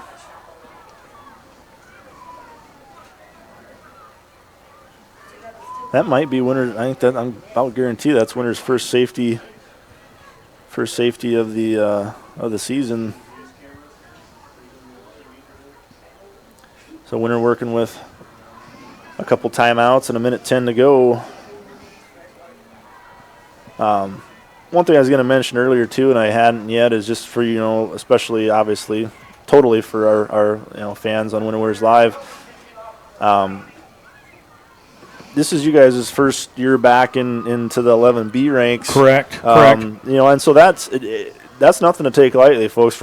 For Webster to even be in this game, regardless of how the game will go, I mean, coming into this game, I found that to be pretty impressive because, in my opinion, there's quite a difference between 9-man and 11-man. It just works differently. It is. And I had a hard time transitioning to 9-man, and I didn't want to watch it, right away. It's fun. Right. Now we're back to 11-man. I didn't want to move back. Yeah, and I clarify that this isn't as if this is Webster's very first year ever in 11-man football, but coming back, Winter just has to dive on it. Looks like it loose ball. But their first year back, so now it's a transition from 9AA back into the 11-man ranks. And like I said, I give Coach Christensen and his players a lot of credit just to even be here. I know Garrettson, I think, was another team that first game of the season we played that just came, did the same thing this year as well. They actually beat us in the playoffs last year, and then we had to replay them first game of the season this year. So it was kind of a good chance to not let it linger, and definitely better results for you guys this year. I'd seen that you guys had lost to them in the quarterfinals last year, and Garrettson, obviously, I think they ended up with I don't even know. I don't remember. 13? No. I can't even remember. I've looked at the brackets enough. I should know it, too. Right, but obviously they didn't fare as well as you guys have this year, so what a great adjustment with that jump even to be a much better team this year. Well, folks, we talked right through the timeout, but we appreciate you listening to us blab. That's one of the cool things about, not knowing everything about the other side and just good conversation, good talk. But and I think it was 2 weeks ago I had Eric Coyne with me, and we didn't go to hardly any timeouts. And Jason Ritchie, kind of the guy that heads us up, he goes, "You guys didn't go to enough timeouts." Yeah, right. We got to be careful on that because we love our sponsors and we want people at home to see them, and they definitely deserve their recognition. So we don't try to make it too big of a habit, but we got to talk once in a while too. Right. So once you get going, it's So we saw Trevor Peters there on a nice carry, picking himself up a first down. Ball on the 36-yard line. Flag on the play. Man, we've definitely had some flags being thrown this first half. Winter had a couple early, and then since then it seems like the ball have went against Webster, but we'll check this one. Short run or short gain there on first down. Clock stopped momentarily here at 56 seconds left. I think Winter's got 2 timeouts left, I think. Maybe only one now. I lost track, but I was in Pierre, Gerald, all this last week or whatever, meetings throughout the work. I work for the REA up there in Webster, and there was guys from Gregory. There was guys from, throughout the whole state, Bison, Rapid City, and they were talking to us, and who's playing football yet? Webster, we're going to Winter. Oh, wow. That'll be a tough game. Will it be? You don't know, And then they said, well, weren't you guys 9-man? Yeah, we were. And you're in the semifinals in 11-man. Yep. And they were like, wow, how'd you guys make that transition? And I said, well, obviously pretty good if we're that far. Right. I definitely thought it was worth mentioning. It really, stuck out to me. Hey, we're going to step away for a quick 30 seconds. So it looks like we got a timeout for Winter. We'll step away and be right back after this. We hope you are all enjoying the student productions of your school. Tonight's event and every event produced by your school during the school year are created, filmed, and produced by the students you love to follow and support. Become a booster of your school's live event coverage by becoming a sponsor. It's a great way to show your support of the athletes and students in your community. As a sponsor, you'll get great visibility for your business, organization, or family by supporting the live productions of your school.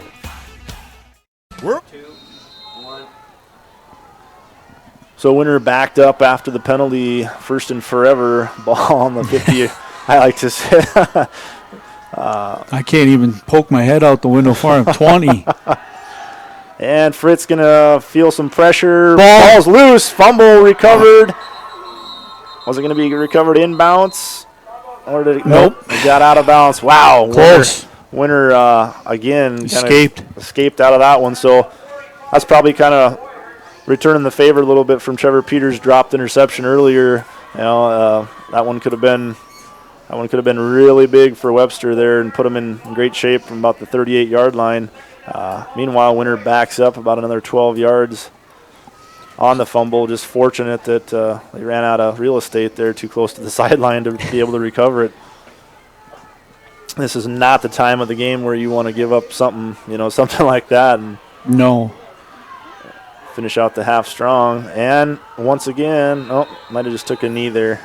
I saw him go down pretty quick. No, it's a ball on the ground, fumble. And Webster's got it. Wow. I don't know if that's an announcer's curse or what the deal is here. Keep talking like that, Joe. I'm speaking on the Webster side. Sure. Hopefully none of the Winter people burn me for that. No, it'll be fine. But yeah, that's we talked about a fumble and we thought we dodged a bullet, and then the very next snap, and for a second I thought it was a fumble. Then I thought, maybe he just took a knee, and I don't even know the scenario. I'm too busy talking to. And then nope, it's definitely a fumble. They're pointing the other way. So Webster with a last chance here for something.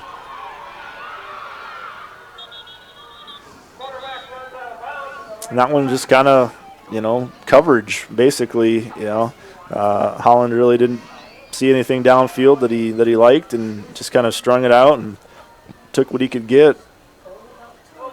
Took a loss almost, it looks like. Yeah, fortunate probably just to get back up near the line of scrimmage without getting rid of the ball, but 2nd and 11, 37 seconds left in the opening half.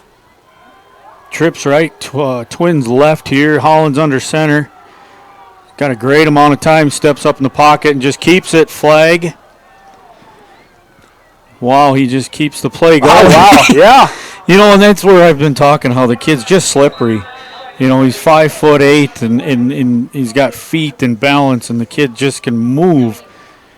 Problem is he's running the clock, Right, in a scenario like this, all the extra dancing around and the for a couple yards, maybe not the most ideal thing, but that's a perfect example of what you referenced, and that's a tough kid to tackle. I get a good feeling of that. So another Webster penalty, and back him up, and that one. Holding? I didn't even catch the. I've got to assume that, but honestly, I didn't see the official either. I didn't see the indication, but 24 seconds to go, and now back on their side of the field. Another tough break on a big penalty at a bad time for the Bearcats. And crowd screams fumble, but I got to think he was probably down.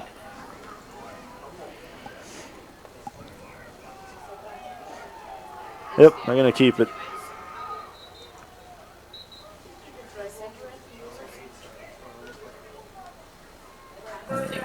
Timeout Webster. Timeout Webster.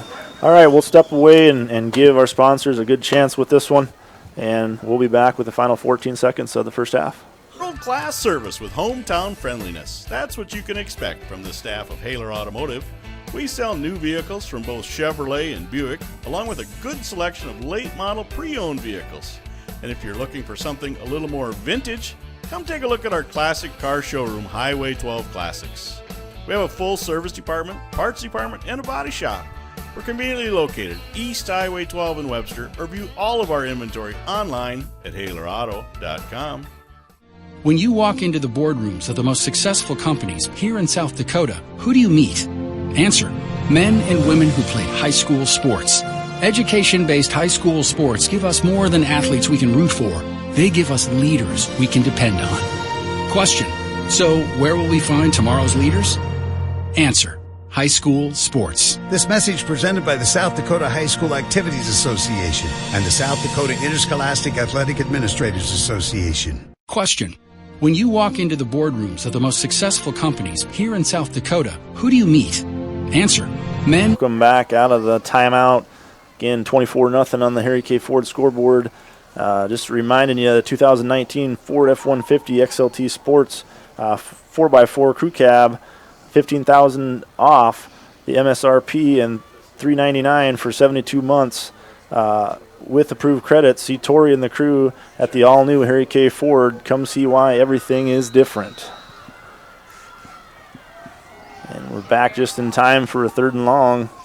Swing pass out to Reitz. He's got blockers for him.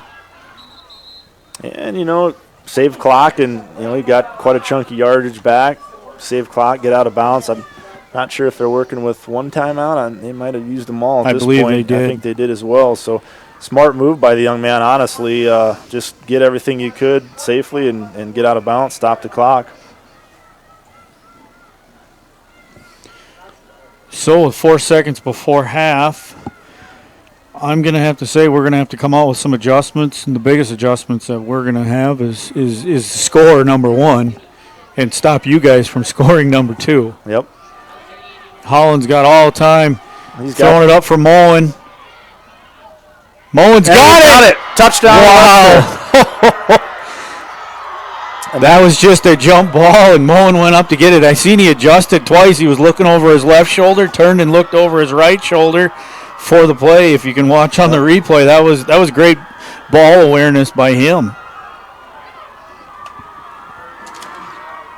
Yeah, Evan Farner and Trevor Peters in on the coverage for the Warriors. You really had a pretty good scenario there. Double team, 2-on-1, and even if he comes down with that, you like to hope they could have kept him out of the end zone. It was underthrown with no time on the clock too. So I'm hoping that's going to be, where now Webster can take that deep breath and go, okay, we're on the board.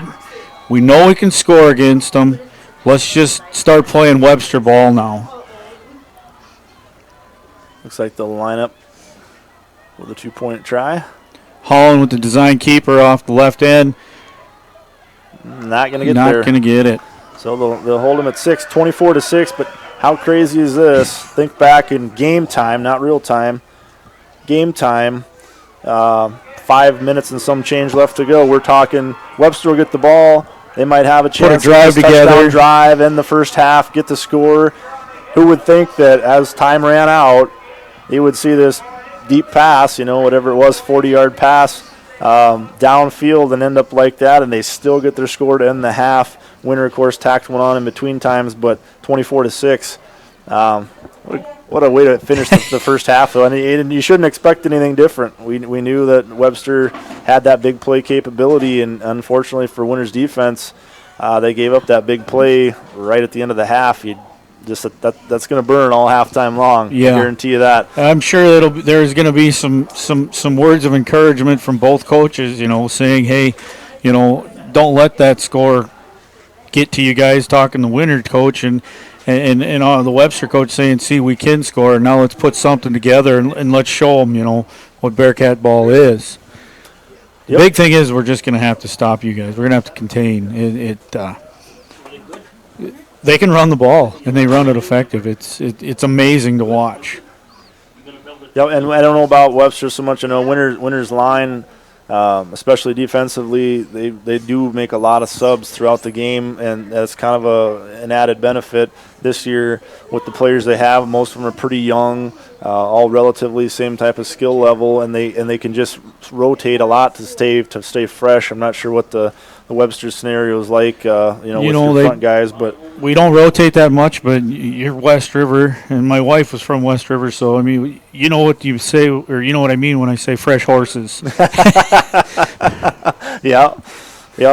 Well, obviously we've reached halftime. We're going to step away, and this is a great time for you folks to keep watching that screen you're in front of, and just pay attention to all these great sponsors that are able to bring tonight's game to you, both on Bearcats.tv and, of course, WinterWarriors.live.com. We appreciate them. You have to, too. We'll be back with just a couple minutes before the start of the second half with some first-half stats and maybe our thoughts headed into the second half. It seems around here every town is a sports town, and why not? Sports were important to us growing up, and we want the same for our kids. To get involved, to compete, because that's how kids learn to lead, and why Farmers Union Insurance supports these programs. They know sports aren't just about building skill and strength, but about building character. Farmers Union Insurance. They don't just protect our community, they invest in it.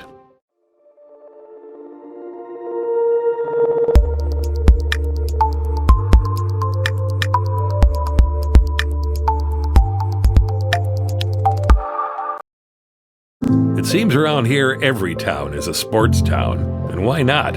Sports were important to us growing up, and we want the same for our kids. To get involved, to compete, because that's how kids learn to lead, and why Farmers Union Insurance supports these programs. They know sports aren't just about building skill and strength, but about building character. Farmers Union Insurance. They don't just protect our community, they invest in it.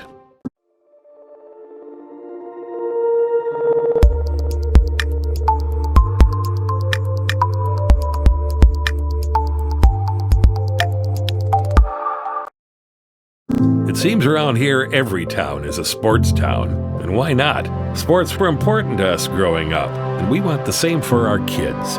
To get involved, to compete, because that's how kids learn to lead, and why Farmers Union Insurance supports these programs. They know sports aren't just about building skill and strength, but about building character. Farmers Union Insurance. They don't just protect our community, they invest in it.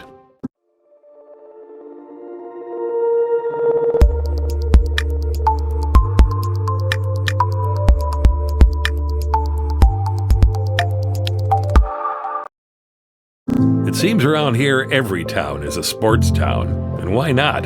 Sports were important to us growing up, and we want the same for our kids. To get involved, to compete, because that's how kids learn to lead, and why Farmers Union Insurance supports these programs.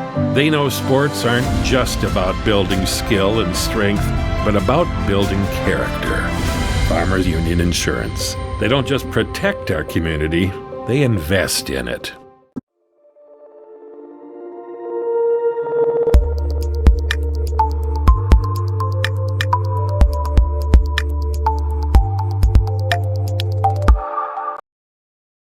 It seems around here every town is a sports town, and why not?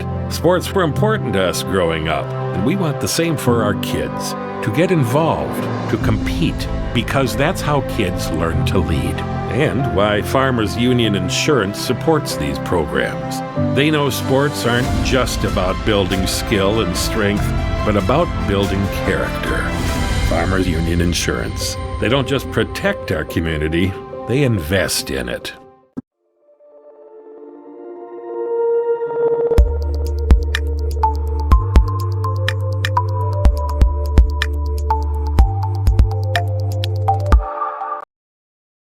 It seems around here every town is a sports town, and why not?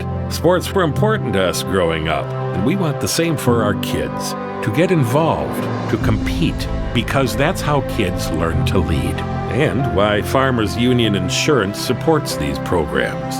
They know sports aren't just about building skill and strength, but about building character.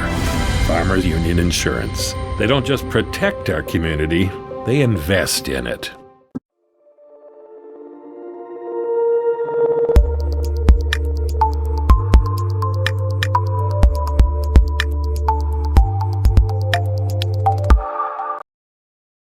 It seems around here every town is a sports town, and why not? Sports were important to us growing up, and we want the same for our kids.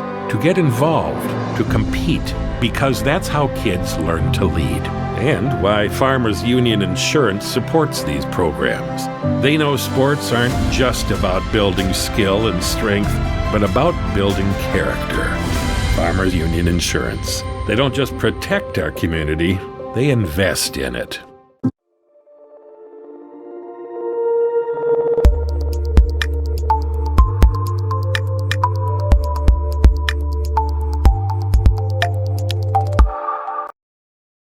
It seems around here every town is a sports town, and why not? Sports were important to us growing up, and we want the same for our kids. to get involved, to compete, because that's how kids learn to lead. And why Farmers Union Insurance supports these programs. They know sports aren't just about building skill and strength, but about building character. Farmers Union Insurance. They don't just protect our community, they invest in it.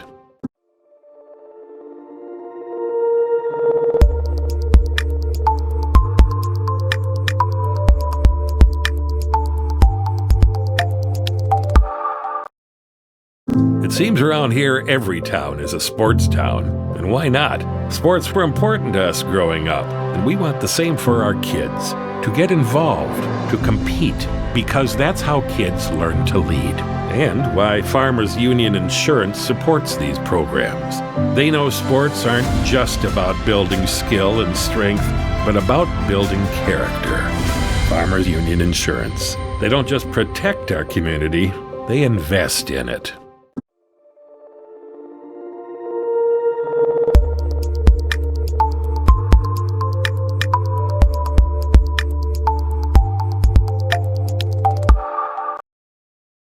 It seems around here every town is a sports town. And why not? Sports were important to us growing up, and we want the same for our kids.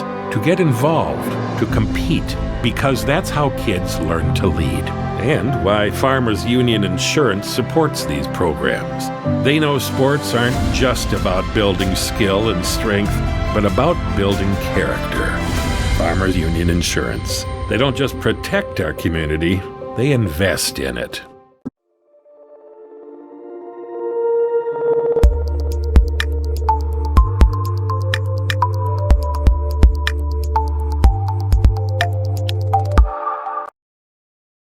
It seems around here every town is a sports town.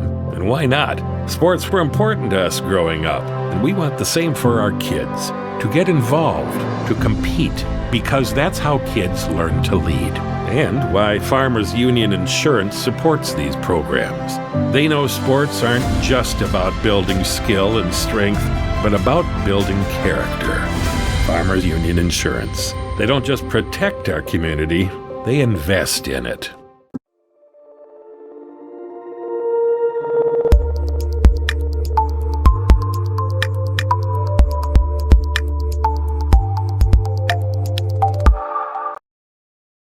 It seems around here every town is a sports town. And why not? Sports were important to us growing up, and we want the same for our kids. To get involved, to compete, because that's how kids learn to lead. And why Farmers Union Insurance supports these programs. They know sports aren't just about building skill and strength, but about building character. Farmers Union Insurance. They don't just protect our community, they invest in it.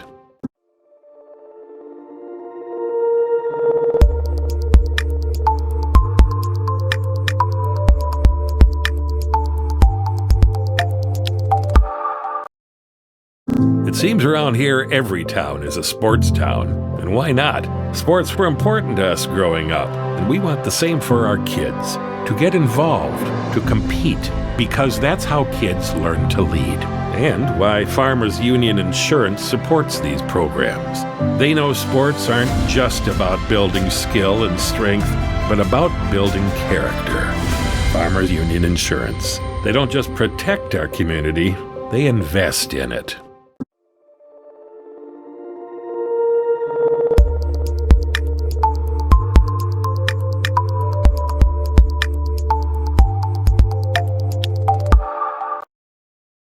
It seems around here every town is a sports town. And why not? Sports were important to us growing up, and we want the same for our kids. To get involved, to compete, because that's how kids learn to lead. And why Farmers Union Insurance supports these programs. They know sports aren't just about building skill and strength, but about building character. Farmers Union Insurance. They don't just protect our community, they invest in it.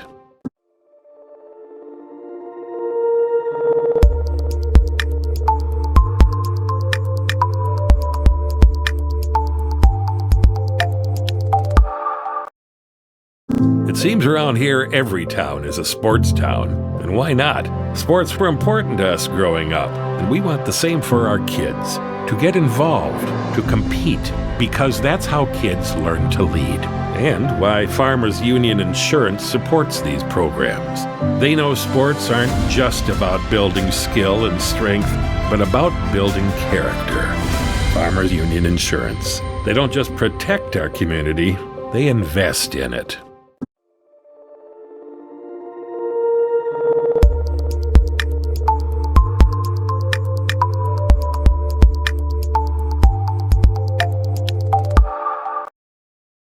It seems around here every town is a sports town, and why not? Sports were important to us growing up, and we want the same for our kids. To get involved, to compete, because that's how kids learn to lead. And why Farmers Union Insurance supports these programs. They know sports aren't just about building skill and strength, but about building character.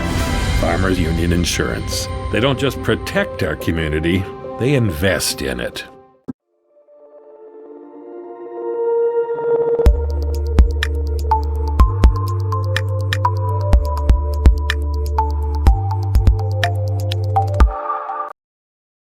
It seems around here every town is a sports town, and why not? Sports were important to us growing up, and we want the same for our kids.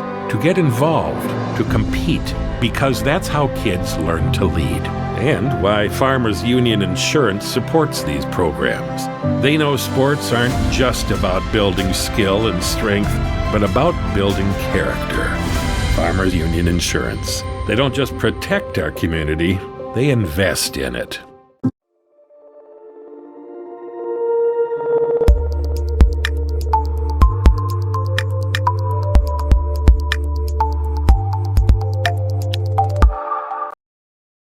It seems around here every town is a sports town, and why not? Sports were important to us growing up, and we want the same for our kids. To get involved, to compete, because that's how kids learn to lead. And why Farmers Union Insurance supports these programs. They know sports aren't just about building skill and strength, but about building character. And we're back here just a minute or two away from the start of the second half. Winner leads 24-6. Thanks for watching and listening to us tonight. We've got you through the first half. We'll try our best to get you through the second half. Gerald Tibrick at WinterWarriorsLive.com, Dan Williams, Bearcats.tv. Both very proud to be bringing you tonight's live coverage of your hometown team, whether it be the Webster Bearcats or whether it be the Winter Warriors. We're doing this thing together tonight. It's pretty unique, and I'm really enjoying it, Dan. First time for us. I know you said it's you've done it a couple times so far. It's a little different format, different, things are a little different. But yeah, I've had the pleasure to do it a time or two in the past, but always great to do it with new people. Okay, so we're going to take a quick look at some stats here. Total offense, Winter 209 yards to Webster's 142, but we talked time of possession. You were curious about that, and there's just a hair over 2 minutes difference is all in Winter's favor, so that really not much of a factor here. Both teams, getting a pretty equal spread of the ball. 209 yards rushing for the Warriors in the first half to Webster's 83. But of course Winter definitely running a lot more, about 12 more attempts there it looks like. Webster 4 for 10 for 59 yards through the air. Winter, of course, 0 for 1 with that interception thrown by Fritz. Turnovers were probably about the same then, one apiece, two. I was going to say they've got Webster never did turn the ball over, did they? No. According to our stats, and they're normally pretty spot on, our guys out there, and that's not to say they're human too, but they actually have Winter having 2 turnovers, and they don't show any for Webster, if that's accurate. Yeah, I guess that would be right. There was that fumble and the interception, and it wouldn't have been a turnover on that safety, right, in the end zone. So correct. Yeah. So in that, they're up 2-0 in that category. Webster is a couple takeaways. Hopefully that's behind the Warriors, but hopefully it's not, but that's just me talking on the Webster side here. Sure. You know, and hopefully we can take that momentum of that score we had right before the end of the half with no time left, you know, to put together a drive. We're going to get the ball start first half or second half. Here's kind of a lopsided stat, Dan, to interrupt you quick here just to get through a couple more of these. 17 first downs by Winter, only 6 by Webster. You know, I mentioned, and it doesn't surprise me. It didn't seem like Webster had done a lot offensively in that much of that second quarter. You know, but that's kind of, you know, that's pretty one-sided. It is. And so for Webster to only be down by a couple scores, that's not all that bad either, because that meant Winter was moving the ball, and at times Webster was not, and you're still very much in this game. So, you know, getting the ball to start the third quarter and a whole half of football to play. One thing we were talking at halftime here, I know you said you had somebody send you a text message. They were asking, what was the question again? It was about how now I don't want to say his first name, Caden Lesnar of Webster, how he was related to, of course, world famous Brock Lesnar. Okay, he would be Brock's nephew. His dad would be the oldest one, I believe, of the family. I did have a couple other people text me too, you know, that were listening. One of my old football coaches, some family and friends. I know there was guys that were going to live stream it in their tractors because they were trying to get harvest done tonight. So yeah, that's pretty cool, you know, that they can do that. Yep, definitely. We love that. That kick maybe held up in the wind a little bit. And I'm going to see Give them Mullen. And good starting field position to start the third quarter for the Bearcats out to the 40-yard line. Penalty yardage here, getting through the rest of the stats. Winter ended up with 40 yards of penalties on 3 penalties, and Webster with 50 yards. So both teams, of course, probably going to want to shrink that number down a little bit here in the all-important second half of football. Leading the way in the rushing, Trevor Peters for the Warriors, 113 yards and 2 touchdowns. Sam Kruger, 47 yards and 1 score for the Warriors.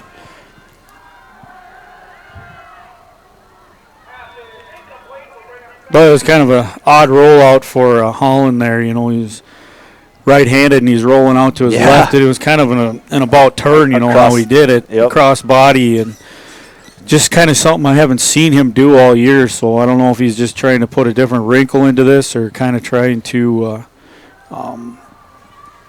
try something different, you know, just to get the momentum going our way for the start of the second half here.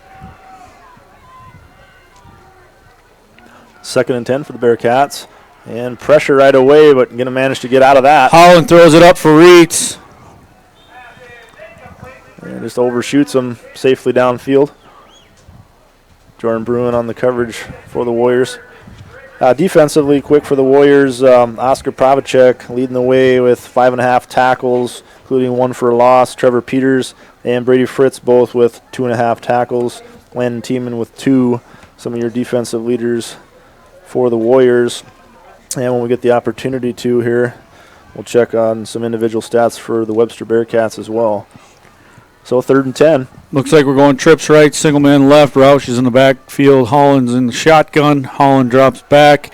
Swing pass for a screen out to Roush.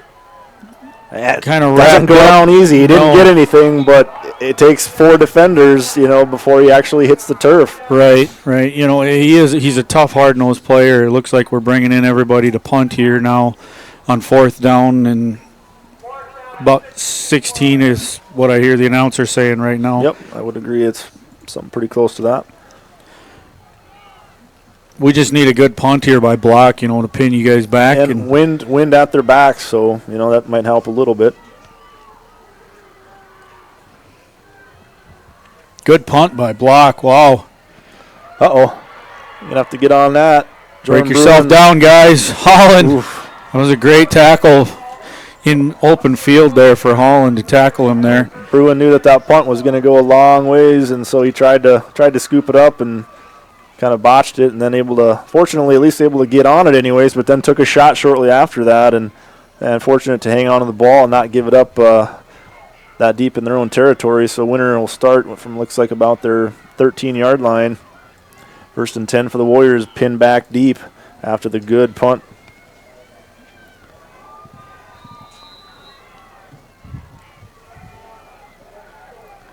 So Winter's first chance at offense here in the second half. And more Trevor Peters off that right side. Still on his feet.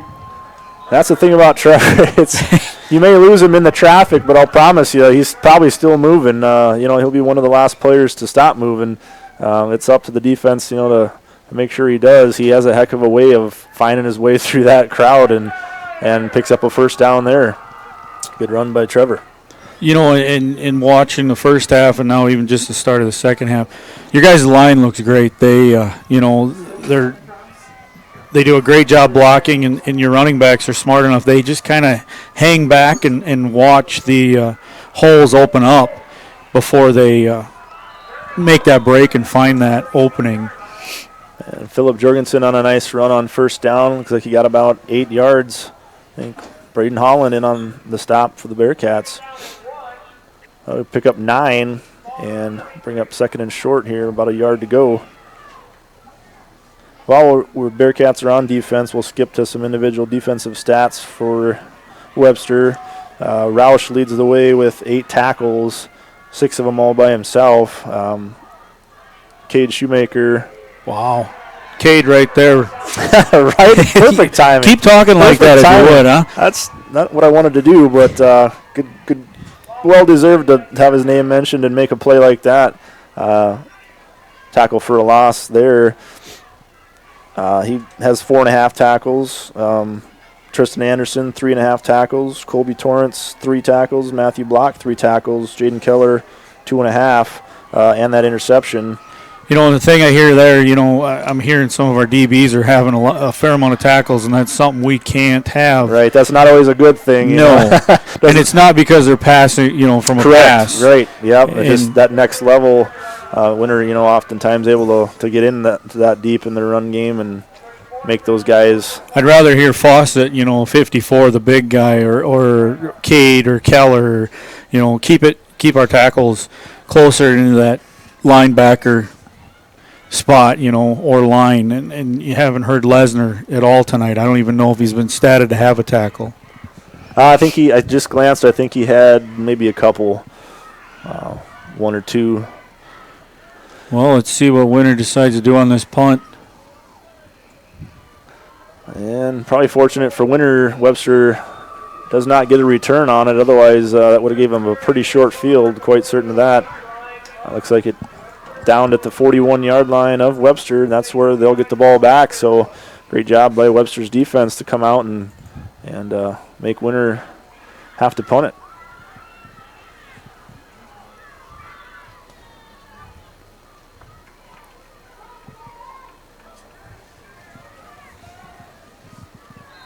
Yeah, and sometimes, when the offense and defense match up pretty well, it can always be that special teams play, like we almost seen, one go Webster's way where he just had that touchdown saving tackle. And Reitz. Yep. Sometimes special teams can be, a big difference in a game too, whether it's that monster punt that flips sides of the fields for you, or whether it's that return, that sets yourself up on a short scoring drive, or you just never know. In games like this, it's definitely got to be all phases of the game working for you. Bill Belichick. That's how we usually refer to it back home in Webster. You got to control all 3 phases of the game to win the game, and right now it looks like we aren't quite controlling all 3 phases. Really, though, nor you guys are. It's just I say neither team in total control. That's a certainty at this point. And Winter's defense right there. About 4 guys to the ball.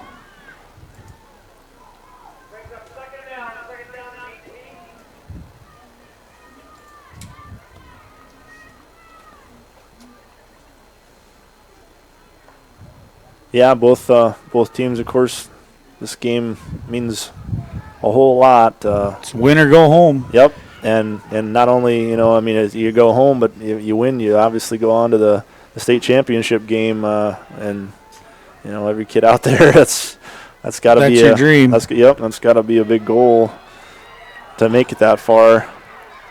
Well, Holland had Keller open too, and he decided to keep it. And tackle out of bounds. I'm going to say again, looked like Sam Kruger. I think he was the man making the stop for Winter over there, but flag flew right as the tackle was made. So and these kids are amped up too, and even though they should have that field presence to know that they're that close. It's tough to lay off sometimes, and a little frustrated. And in that case, I'm not, and maybe he just wasn't aware of where he was at. I don't know. Sam's really not that kind of a player, and in that situation like that, it really wasn't, too much to be worked up about either. Right. So he might quite possibly that case, maybe just didn't quite realize his field awareness there, but I'll give Sam the benefit of the doubt, at least this time anyways. So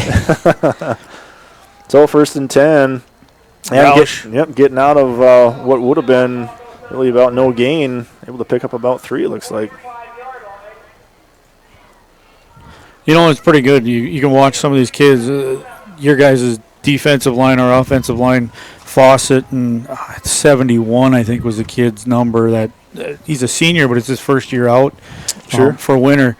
Boy, they push and push and push, and they get done with the play, and they kind of shove each other, and at the end they went and shook hands and said, I'm coming back for this next play. You better be ready. Yep. Or at least I think that's what they're saying. Yeah, we hope that's what. Yeah, Fred Whiting, definitely. Yep, he's the big man up front as a senior who came out, and we're sure happy. His presence is definitely known on the field. And Webster's moving the ball. Look out. Yeah, we're actually looking pretty good, which, we got to put something together. And, I think our kids know we're better than what the score reflects. Is a couple dumb penalties, a couple turnovers, whatever. You just got to put it together and forget about the first half. And second half, I'm hoping, is going to be, Bearcat ball, how we played all year.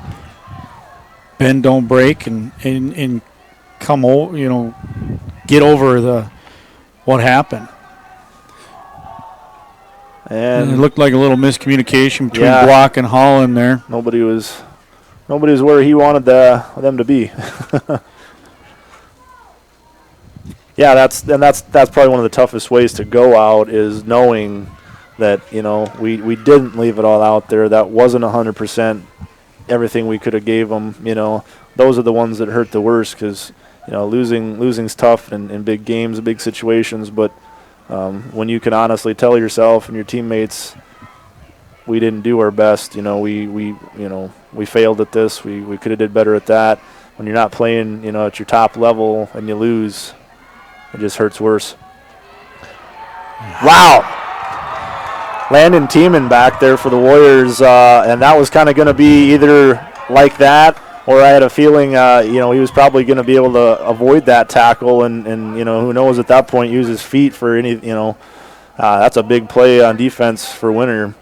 Well, and I'm sure you guys have watched our game film. Not going to give any secrets away. Anytime it seems like Reitz is in the backfield like that, it's going to be a designed run play towards him. And last week showed it with Mount Vernon Plankington. I think we went 5 plays in a row like that, and we got stopped. So obviously you guys keyed on that. Holland's got some room here. That time he gets out of the tackle. Stiff arms another one, still on his feet. Cuts it He's back got some blockers. Fumble. Kicked out of the end zone. Touchdown. But I don't. Can you have a forward fumble? Can you fumble it forward and recover it on the spot? I don't know. It'll be interesting to see how they determine that. If it was hit, out. If it was contact was made and he kicked it, it almost looked like. And maybe we're going to have an official review on this to talk. Injured Bearcat, too, over there, it looks like. Cramping, I'm sure. Which, on a night like tonight, I can't imagine cramping is going to be that big of an issue. Earlier this season, it was pretty bad. I don't know what it was like down here. Obviously, you guys are a little warmer than we are down here. It was 61 degrees when I was driving down here, and it was 20 degrees when I left Webster this morning early when I was on the road. So it's a little nicer to be down here where it's warmer. Yep, no doubt. I tell you what, I don't know what your customs are typically on Bearcats.tv, but normally we get an injury like this where it's not a hop up and, trot off. We'll cut away and just we'll just give our sponsors a chance for some more recognition here and use that time wisely and just hope that young man's okay and able to get up on his own. We'll be back as soon as we can be as play resumes. Partnering with champions. RDO does that. Whether it's on the farm, the football field, or in the backyard, RDO prides itself on partnering with champions. For over 100 years, John Deere has been a champion of building the finest compact tractors available. Let RDO Equipment Company be your compact tractor sales and service champion. Plus, with 0% financing available, there's never been a better time. Yeah. I see stiff-arm kid and threw him 3 yards. And we're back just in time for the snap. And going to be down near the goal line. No good. No good. So they hold on the 2-point conversion once again. Still a 2-possession game, 24-12, 5:21 on the Harry K. Ford scoreboard. We'll step away and be back for Bearcat kickoff after this. Time to purchase your next compact tractor. Don't miss your chance to discover the RDO Equipment Company difference for yourself. Visit RDOequipment.com to find a dealer near you. Winning isn't everything. It's how you play the game that counts. If your values tell you the same, let's start a new conversation about money. At Thrivent Financial, we believe money is a tool, not a goal. Because it's not just about making more, it's about doing more. For your family, church, and community. Call Webster Thrivent Financial today at 605-345-3635.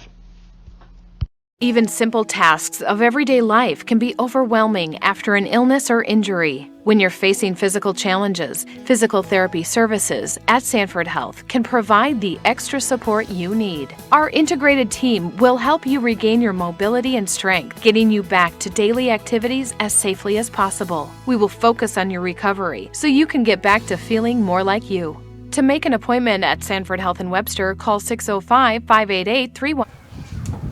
And we're back. Gerald Turbrick, WinterWarriorsLive.com, Dan Williams, Bearcats.tv, and we see, it feels like it's maybe getting a little bit breezier out there, Dan, and for the first time tonight, we've seen the ball blow off the tee.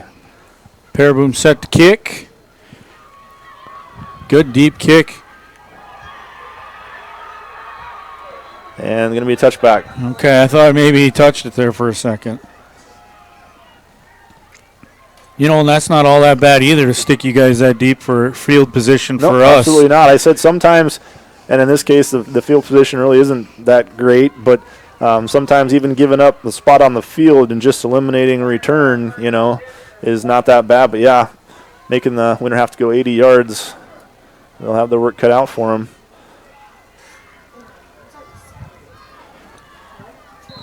So, interesting now, Bearcats got their second half score on the board. Now we'll see if Winter can possibly answer with a scoring drive of their own here as Trevor Peters doing his thing.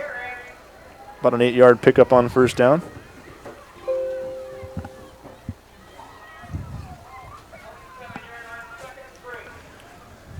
We'll call it 7. I was optimistic, but, That's why I'm not an optimist, okay? At this angle, it's hard to tell what that is, too, Second and 3, in right back to Peters. Ball's on the ground. Drop the ball, picks it up. Woo. Able to get it and get back to the line of scrimmage, it looked like. And this is going to be a big third down for the Bearcats here. It's going to be 3rd and 2. We're just going to have to pin our ears back. Hopefully we get Fawcett. I'd really like to see his name called out, tonight. We haven't heard him much from the announcer's standpoint. I look for Philip Jurgensen just on a good fullback dive right here, and we'll see what they do. Oh, off tackle. Going to get behind Jurgensen and not going to get it. Stop shy. Cade Shoemaker. You should have called his name. I'm not good at this. Yeah, really didn't pick up much on that one either, so they basically stopped him for close to a yard on the last 2 downs, and now Winter facing a 4th and long 1. I wouldn't be surprised, though, honestly, to see Winter go for it here. Well, we'll see. Maybe they'll just go with the hard count and try to draw them off. You never know. Bearcats selling out for the run. They got 9 stacked up pretty deep. Motion. And Winter's clapping. Bearcats are pointing. We'll see who gets their way here. Neither one of them gets to make that decision. It's the guys in the striped shirts. That's correct. Encroachment. Yep. So they get the first down, hand it to them on a penalty. That's tough for the defense. You do your job, and you get them in a 4th down situation, not in a great spot on the field for that either, and then hand it to them, give them a first down. Frustrating for coaches and fans alike. It is. So 1st and 10 after the 5-yard penalty. Ball on the 34-yard line. And switch directions.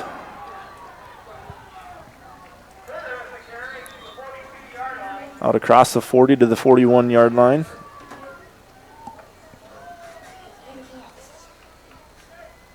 Gain of 7, gain of 8.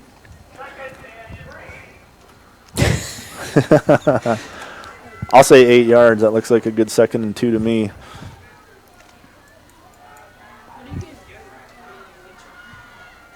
Ball just shy of the 42-yard line of Winter. 2nd and 2.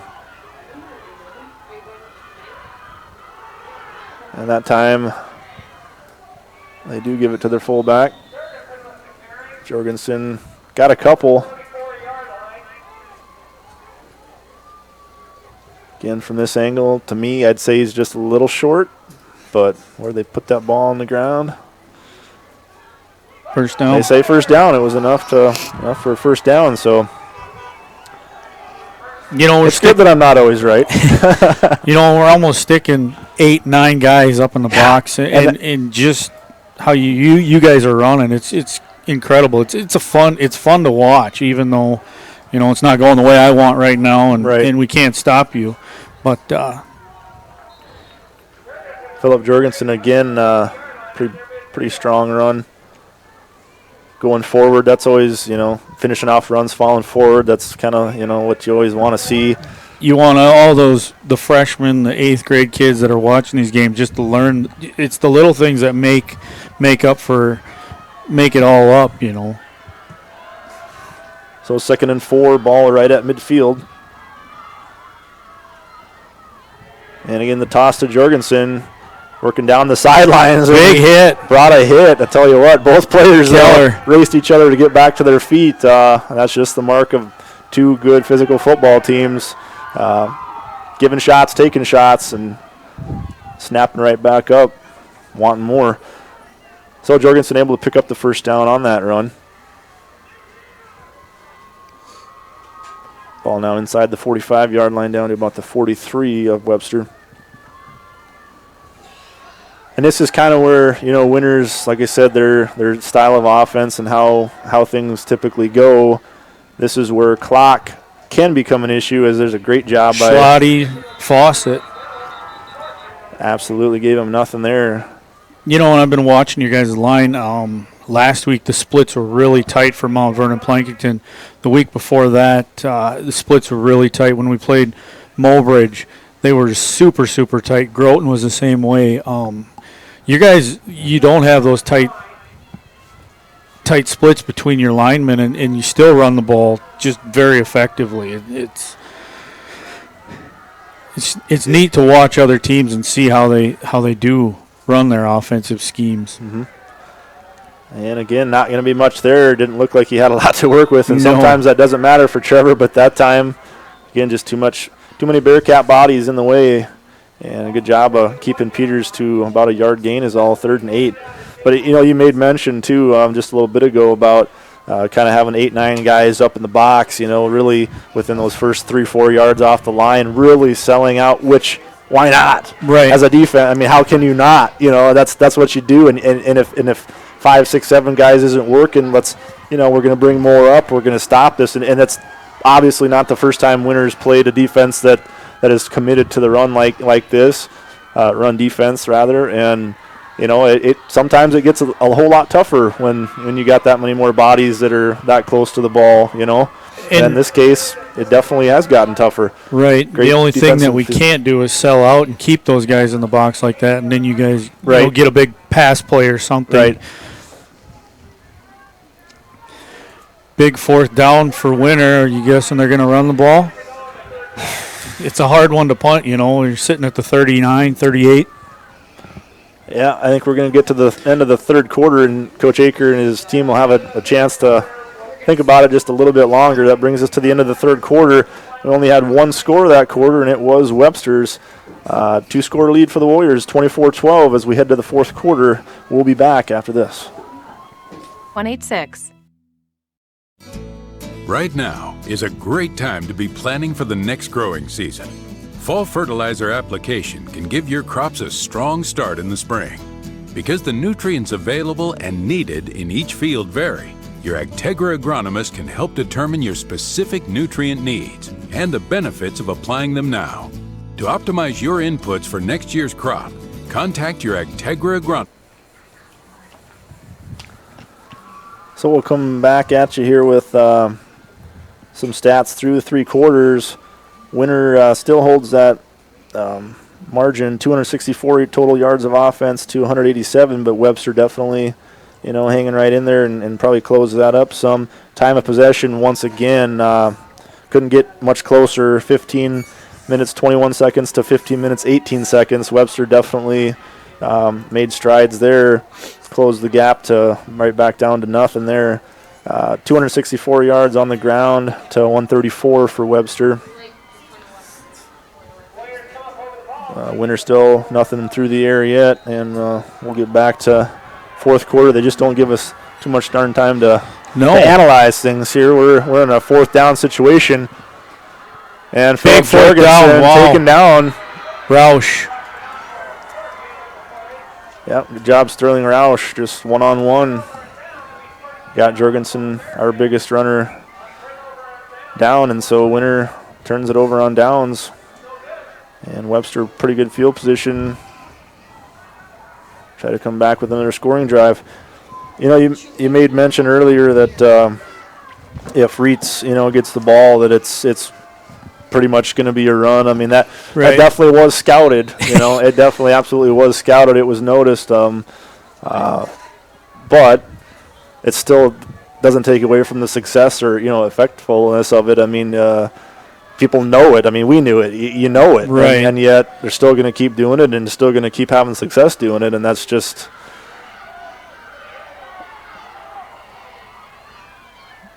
design pass play, and Reitz had everybody covered up, so he just decided to keep it. You kind of saw him give a quick pump there, like, yep, and then pulled it down. Had a long ways to run and didn't get didn't get too far down the field. Covered a lot of real estate north and south, but nothing east and west. That's why young guys play this sport, right? That's right. I had a hard enough time walking up this hill. You and me both. So no gain on the play, 2nd and 10. And Winter's defense has to hang tough here. They're not going to want to make it a one-score game, especially with Winter's offense. Hasn't done much yet here in the second half. Much of the third quarter wasn't a whole lot to talk about. Keeper for Roush for a gain of about 3. Brings up 3rd and 7. Well, I don't think I completely got my thought out because whatever, but Winter's style of offense and the way that they kind of grind it out, the 3, 4, 5 yards, pick up a first down, keep moving it, keep running.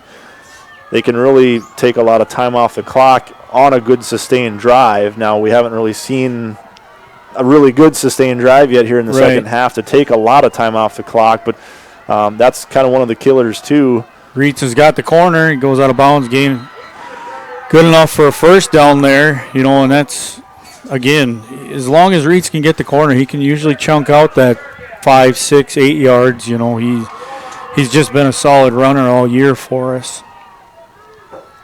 Brought the ball out to midfield, and like you mentioned, enough for a first down. But yeah, that's Winter's offense kind of becomes their best defense in that case, where you're just keeping the other team from getting the ball. But time of possession, it hasn't been that way at all in this game.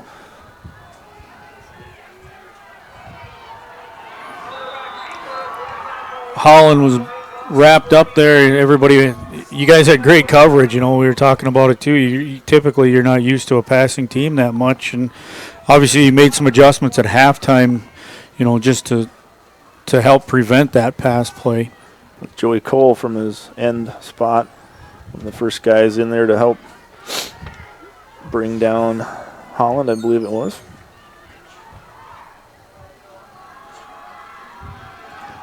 And quick up the middle.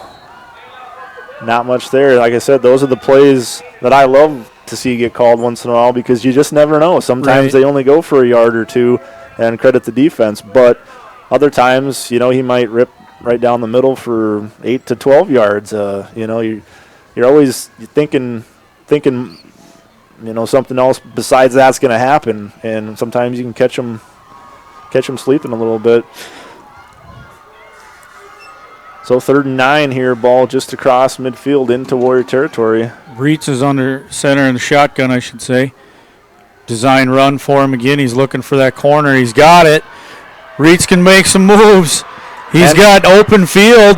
He's going to get run down if he can get him down, and that's down about the 6. Yeah, Brady Fritz from his safety spot coming a long ways, and that's kind of impressive in itself. But I'll tell you, if there's probably 1 or 2 kids that I would wager could get in a horse race with him, that would be one of them. Brady Fritz, he's definitely got the legs too. So credit Brady not giving up on that play and able to actually run him down. But huge gain and plenty of damage done. Roush and Reitz are in the backfield, and Winter jumped. Boy, that's Winter come across. I saw a couple of our linemen move. It's just amazing to see how many kids you guys have out. In Winter's not that much larger. If I remember, I was looking at the population. How many kids you have out compared to how many we have out, and we were talking at halftime how fresh horses. You watch, there's 2 to 3 guys on that Winter team that are coming in and out. Yep. Every play. Healthy. I believe there's 48 on our roster. Holland with a keeper up the middle. Sneak, Touchdown. looks like he got it. Yep. Players knew it before the officials did. It sure looked like he had the push. So here we go. Just what I said Winter did not want to see happen. Close that gap to a one-possession game because I'll tell you what, like I said, as far as offense goes, Webster's definitely had it this second half more than the Warriors have had it, and that's not the way you want the pendulum to be swinging at this point here in the fourth quarter. Right. Winter's going to have to come out and establish something, even if it's not a score, at least time of possession and field position, win those battles, start there. Well, and here it looks like Parabom's going to try for the point after. He's been great. He's been good. I think he's only had 1 missed point after, all season long. Little sideline note for the Winter people. He went out for football this year. His dad, season ticket holder for the Vikings, and they went to a Vikings camp and put the ball on the 5-yard line, kicked a field goal. Put the ball on the 10-yard line. He kept moving it back. He was back to the 35-yard line, kicked it, and he's like, I kind of like this. I'm going to try this now. And it's really helped us too, Webster immensely for bringing a sophomore in to be able to do that. Yeah, Winter, of course, historically, just like they've been a run-heavy team, they normally don't have, I don't know, you want to say the talent, the ability, the time spent on whatever it is, the coaching style. But kicking is not a strong point, especially place kicking, field goal kicking, not typically a strength and not something we really rely on that much. It's normally line up and go for 2. Weigh the odds. You get 50% of them, then you're still not in that bad a shape, and that's just. But that's an added element, for Webster. Like you said, you can come in there and drill an extra point. They were, I think, 0 for 2 on their 2 points tonight, and then he comes in and gets the extra one there. So, you do what you know will work, and that's got to a 5-point lead here. For our Webster listeners, the clock's not on there. 8:48 to go in the fourth. We talked about it at halftime. Yep, so and if you knew me better, you'd know my memory is exactly that good. So we apologize, for you folks on watching from Webster. There's one of the up men going to grab it, and be able to get it out to the 45-yard line. So that's probably what Winter wanted when they've been struggling on offense here, give themselves a shorter field to work with. But yes, thanks for getting the clock up there. I do apologize. I'm guilty of that. I make mention now and again of it, but I do apologize. But yes, 8:48 or 8:43 now after the return remaining here in the fourth quarter, and we'll try to definitely keep you reminded of that much more here between now and the end of the game. So far, if I can remember, both teams have all their timeouts too. Does that sound right? I believe so, yeah. I don't recall either team taking a timeout. We had that injury timeout. Right, yeah, it looks like it on the scoreboard. I just poked my head out the box here. And so this is kind of, where Winter wants to be. I talked about the sustained drive, a scoring drive. In their last two drives, they really haven't done anything. Nope. So, especially that last one, Bearcats defense really buckled down on them and just didn't give them more than a couple yards. So this will be important for Winter to kind of reestablish their dominance in the line of scrimmage on this drive, and there you see it. Showed it on that last run. A little bit of it there, able to pick up the first down, and like I said, the clock will become a factor, but not as big of a factor in this type of a game, in a tight one. 5 points, one trip to the end zone, and you've got the lead. So yeah, it's unless you've got about 10 seconds left and they've got 98 yards to go, you're not feeling very good about the clock situation regardless. Right. And this is the game I wanted now that, we kind of composed ourselves and went back. Here's that T formation again you were talking about. Got a couple. That's about it, though. Yeah, you and probably most of the rest of the state, excluding, Winter fans, this is a good football game. This is what you want games like this to be. It's what they're kind of supposed to be. It's one team not giving up, and obviously, very much alive right back into this thing. It's a tight game in the fourth quarter. Who's going to come up with the plays? Who's going to finish things off? And Trevor Peters taking a good shot, yeah. Grabbed about 3-4 more yards on that carry, and going to bring up another third down here. Looks like we got a player down on the field, and he's getting up, but I think they're going to have to call a timeout and rotate in a new guy.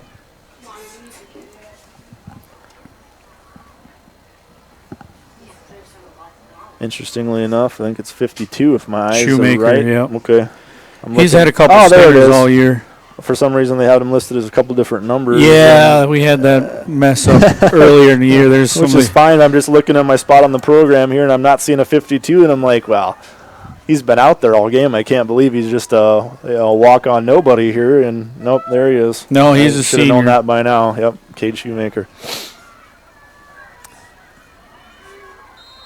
So Warriors face a 3rd and 4. Pretty obvious 4-down territory here, not only for the way they typically play, but the scenario in the game here. And first down and more. Trevor Peters in open field. Oh, just tripped up. Out. Just tripped up. Holland, give him credit enough to at least have got Peters to the ground. Otherwise, Peters had 20 yards of wide open spaces in front of him. Nobody else was going to have a shot. Holland saved one there. Peters able to pick up the first down, and that was a timely good run there by Peters. Like I said, the Warriors' offense has been struggling at times here in the second half, not able to put together too big of drives. And Peters again dancing through the line of scrimmage. Picks up about 7 more, it looks like, on first down. And that's where Winter and any team, and this is one of those things that you don't even really need to say, but we say things anyways. And this is where Winter really is at their best, is when they stay ahead of schedule, I like to call it, when they get that big gain on first down. Yeah. To where it's second and short, third and man, yep. Right. And when they get pinned deep, and especially against a good defense, then the pressure's on, and then then things don't always go your way. But we have a timeout on the field. We will take one with you as well and get right back to live action once it resumes. For details, or visit agtegra.com today. Life's an adventure filled with excitement, challenges, and achievements. Farmers Union Insurance can provide you the safety net to keep you moving toward your goals and enjoying life's rewards. With multiple locations across the state, Farmers Union Insurance agents provide quick quotes and professional services you deserve. Since 1948, Farmers Union Insurance has focused on insuring the people of South Dakota. From the most remote quarter section to the busy... And we're back coming out of that timeout. Remember, Harry K. may be a small-town dealer, but never underestimate their ability to compete with any dealer anywhere. I know they're pretty darn good about finding you vehicles and giving you good deals. And they're one of our great sponsors this year on Winter Warriors Live. Pass a score update along at the end of the first quarter. Bridgewater Emory Ethan, the other 11B game, 14, McCook Central Montrose 0. So that game probably going the way most of the state figured it would be. And straight up the middle. Looks like Phillip has enough for the first down. Down to about the 12-yard line. And it is first down winner, so they'll have one last shot at a first down about the 1.5, 2-yard line. They don't have to get it all. But it is important that Winter come away with the score here, is the way the game is, the feeling of the game. If Winter doesn't score here, you're leaving it in the hands of someplace you probably don't want to be. And Bridgewater Emory Ethan now 21-0 at the half, I believe. Wow, wrapped up. And a late flag flies. I'm going to say that was emotions. Again, for my sake, I hope, as you said, for your sake, for my sake, I hope that wasn't on Winter, because that would be a very costly penalty. Unsportsmanlike. And that's definitely emotion. Yep. Yeah, that's one of those I would just, my head would sink if that was on Winter, because how would you do that to yourself in this situation? Right. In this case, it's going to be half the distance to the goal. It helps Winter out, obviously, but, they still got to punch it in the end zone. See what Webster's defense can bring here against Winter.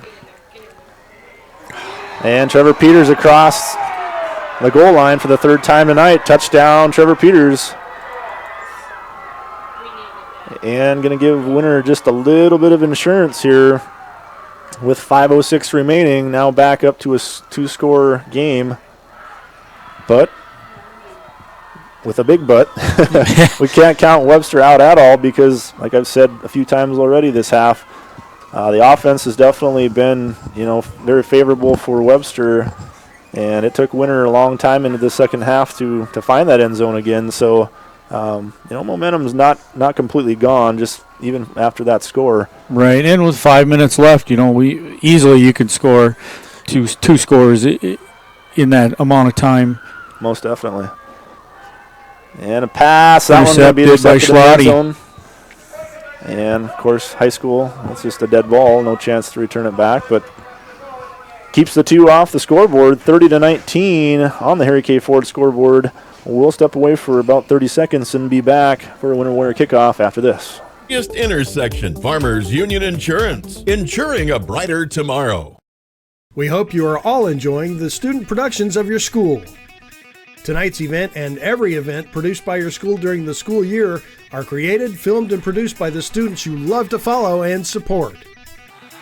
Become a booster of your school's live event coverage by becoming a sponsor. It's a great way to show your support of the athletes and students in your community. As a sponsor, you'll get great visibility for your business. And we're back from Warrior Field. Gerald Tibrick, Dan Williams. If you don't know us by now, you haven't been listening to us all game. I hope I've instilled that in our viewers. We're doing this great thing, joining forces and bringing you the best coverage we possibly can from both sides.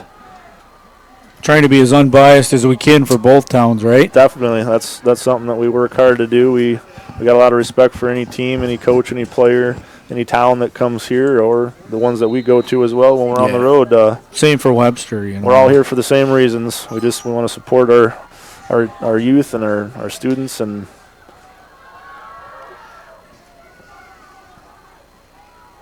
one hopper. Gonna give it to Mullen. Mullen's trying to find some space. Down the Mullen's got it! Mullen's got it all the way. No flags, no flags. Wow. I'm going to leave it up to you to look for flags. Unbelievable. You know, and that great run by Mullen. And the only reason I say no flags, everybody from Webster was watching. No lie, I think we've had five, 6 this year for sure called back on a flag. You know, punt returns is almost the same way. So that's huge for Webster right now, just to cut that deficit again now to a one-score game. But now we just got to hitch it up a little bit tighter and play some defense again. You know, like we just talked, with five minutes left to go in this game, it's still anybody's game again. Yeah, right, just like that. I mean, seconds after Winter's score, quite literally, and just like that, Webster's in the end zone. So Holland with a design keeper falls forward, and it's good. And he's good.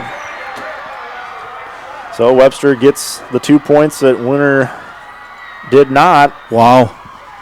And things got even tighter now. Went from a 5-point lead to a 3-point lead. One-score game, Winter with 4:53. They're going to have to find a way to get themselves to the triple zeros with the lead. But I'll tell you what, Webster's certainly not making it easy at this point.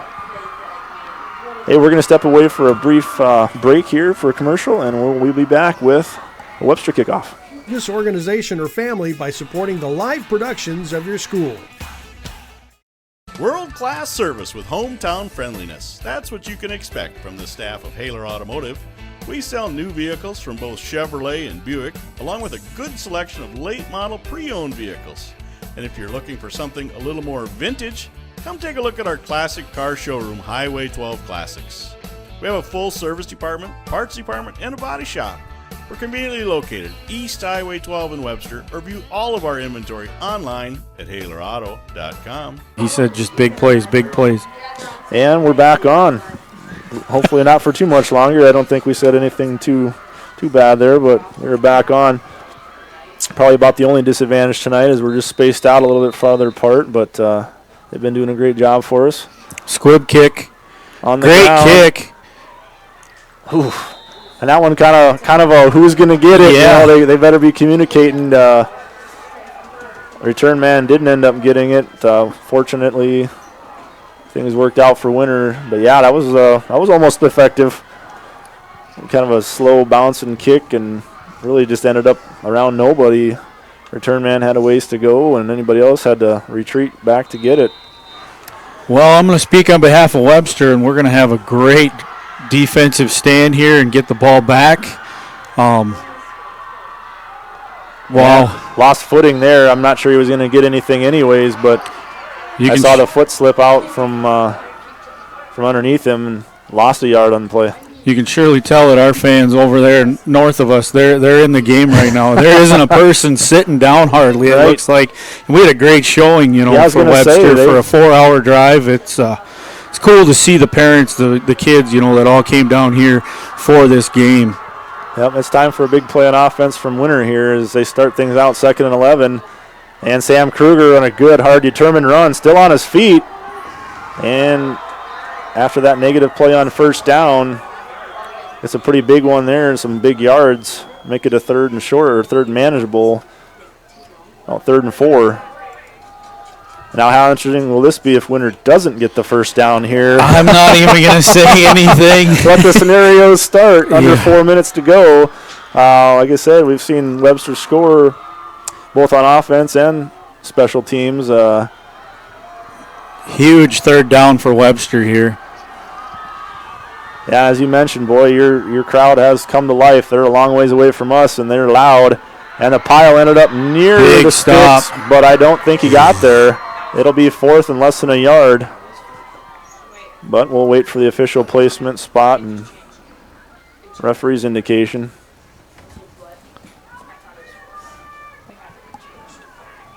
And it will be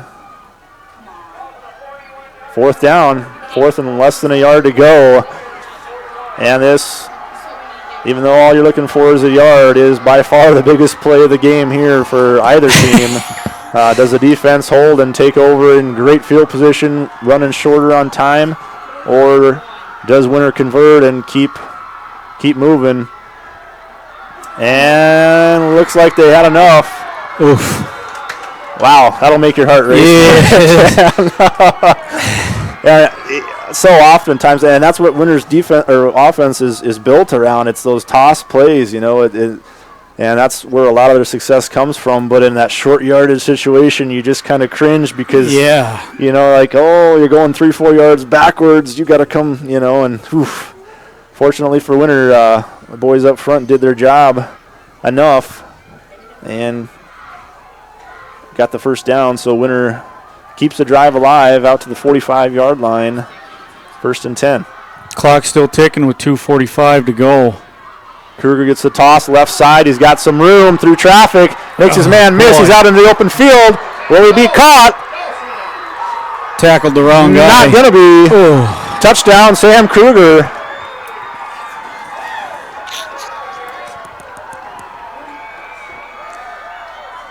And Sam's one, he doesn't see as many carries. There's the penalty flag. Holland tackled the wrong guy. I think he thought that other guy had the ball when he tackled him there. I was hoping it wasn't a block in the back. It didn't look like we blocked. I didn't even see it. But, yeah, you're right. I mean, it looked like he kind of just. Bearcats were waving that it's against holding. Spot foul, so. Oof. Take the touchdown off the board. That'll stop me dead in my tracks in that conversation. What a game so Huge far, penalty, yeah. There's been their shares of ups and downs for both teams. The end result is we're in one heck of a fight to the end. And again, the penalties, the turnovers, the penalties. They kill the offense, That one took a touchdown off the board. 2 minutes and 9 seconds to go. Both teams have all three timeouts left, and that Christensen's going to keep those in his back pocket too. Just depending on what happens on this next drive here. Fortunately for Winter, where the penalty occurred, still got the first down on that run. So not all bad for Winter, but certainly you'd rather have the touchdown on the board. Yeah. Now the reverse side of that, after we've seen about a 4-yard run. Looks like we're going to have what we're going to have. Officials waving his arms like it's a stoppage of play, but I'm not sure for what I haven't really seen any indication of.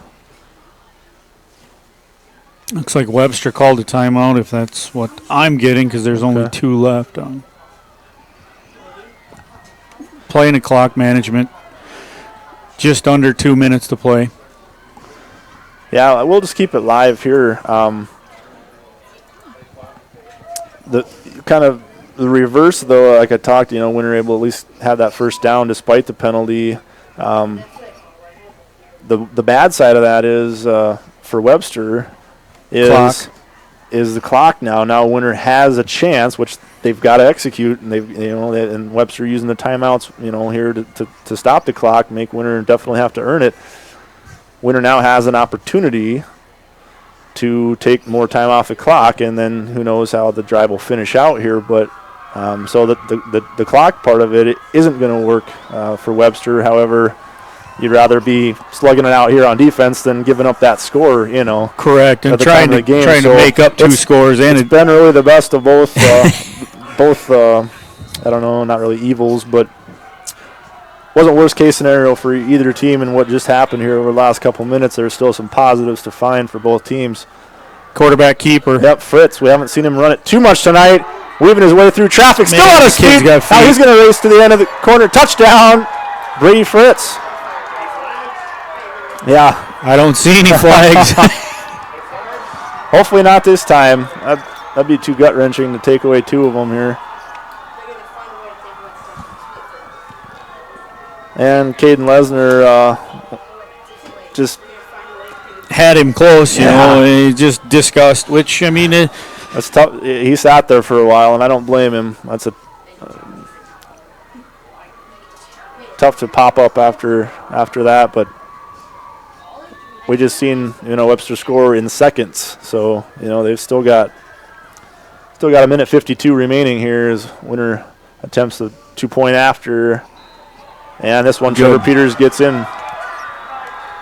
So Winter finds the right time to score here. Minute 52 remaining on the Harry K. Ford scoreboard. 38-27. We're going to step away and be back to maybe close this one out. I have a feeling, though, we could still be in for one heck of a show. We still got some time here. We'll be right back after this. Partnering with champions. RDO does that. Whether it's on the farm, the football field, or in the backyard, RDO prides itself on partnering with champions. For over 100 years, John Deere has been a champion of building the finest compact tractors available. Let RDO Equipment Company be your compact tractor sales and service champion. Plus, with 0% financing available, there's never been a better time to purchase your next compact tractor. Don't miss your chance to discover the RDO Equipment Company difference for yourself. Visit RDOequipment.com to find a dealer near you. And welcome back, Warrior Field. Hey, we got 152 left on that scoreboard. We've all made it this far, but I'll tell you what, it hasn't been easy at times on either one of us. Our hearts are still in our chests, but we've had to hold them in at times. Regardless how the game turns out tonight, I haven't watched every game Winners played, but honestly, you could probably say this has probably been one of the toughest games Winners had. To run it out this, as long as we had. I mean, right. And we've shut down Winners' offense how many times? This is a great game. Yep, and to speak without thinking too much, which is definitely going to get me in trouble, but kind of a high, short directional kick. To Holland. Get out of bounds. Other than that really low-scoring one-score game against Mount Vernon Plankington earlier in the season, there really hasn't been a game where, the other team has took it, wire to wire and just absolutely, really had a realistic chance to win the things and make everyone around here pretty darn nervous. You're right. This has definitely been one of the hardest fought, battles that we've got into for a whole game. Looks to me like Winter's going into a prevent offense or defense. And Winter, as I say, defensive coach for the Warriors, Trent Olson, was down there hopping up and down. He was not liking quite how things ended up, so he takes a timeout. We'll take a timeout with them, and we will be back to resume action 1st and 10 for the Bearcats when we come back. Winning isn't everything. It's how you play the game that counts. If your values tell you the same, let's start a new conversation about money. At Thrivent Financial, we believe money is a tool, not a goal. Because it's not just about making more, it's about doing more. For your family, church, and community. Call Webster Thrivent Financial today at 605-345-3635. Even simple tasks of everyday life can be overwhelming after an illness or injury. I'll tell you when I get a chance. And we're back, boy. Exciting playoff football here, 1st and 10. Webster Holland drops football. Back for a pass over his head. Sends that one, out of bounds. But you know what? You'd rather miss like that than miss in the arms of the Warriors secondary. Yep. Live to see another down. He only took a couple seconds off the clock. 2nd and 10. It's not really needed to be nervous, hurry up, whatever you want to say, but yet it still does. You have to work with urgency. Yep. You have to be mindful of the scenario you're in. Throw it out of bounds. Oh, and he didn't, but no, it fell harmlessly in the end. But one other great example of Holland pressure, running away from pressure that whole time, and right at the last minute. He's slippery. Yeah. But if I had a couple defensive linemen breathing down my back, I'd learn how to be slippery too in a hurry. That's right. You gotta self-preservation. You gotta adapt and overcome. So that'll bring up 3rd and 10 with a minute 30 left for the Bearcats.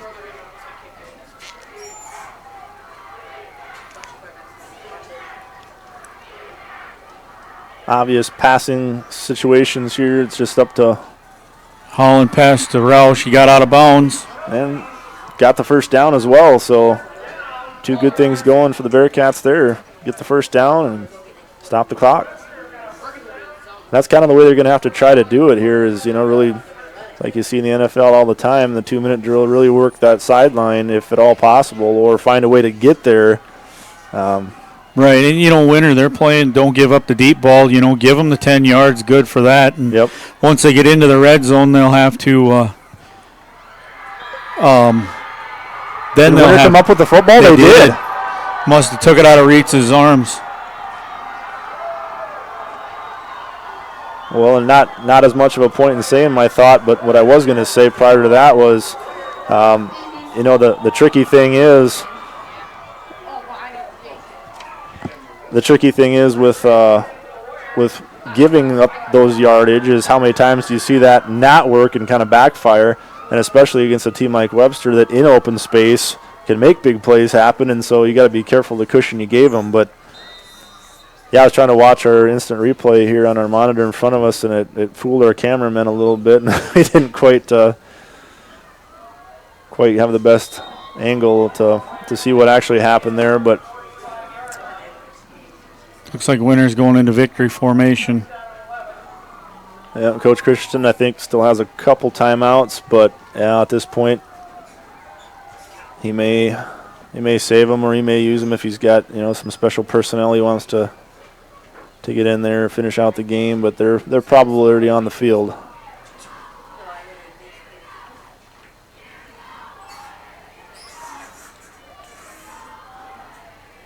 Well, now's as good as time as any, and I mentioned to you during our last break, and I didn't get it off, but I think I'm going to still go ahead and say it for the total respect that you guys have earned and deserved throughout the season. When Webster when they were rated, when they were seated high, when they're whatever, and things were looking good for them.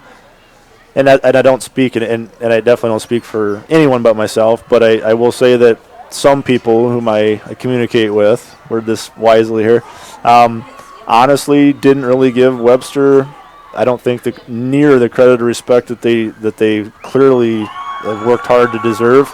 And honestly, that is the truth. I mean, there was a lot of people up in the Northeast Conference that didn't think we were going to come out with a record that we ended up with this year. Yep, and even with the success that you guys have had throughout this season, even later on into the latter part of the season, some people really felt that a little overrated, a little, they're not as good as everything says they are. We're not as, and I'll tell you what, and Jody Brozick, a great person because he understands, he's a smart man, and he puts his time into anything he's into, but he went back and watched, with having the luxury to do so, he went back and watched a lot of your game footage. He said he watched every game, actually. And I looked at him and said, every game? I'll tell you what, regardless of what he felt before, I know what he felt after, and he absolutely knew that Webster was the real deal. And they clearly proved that tonight.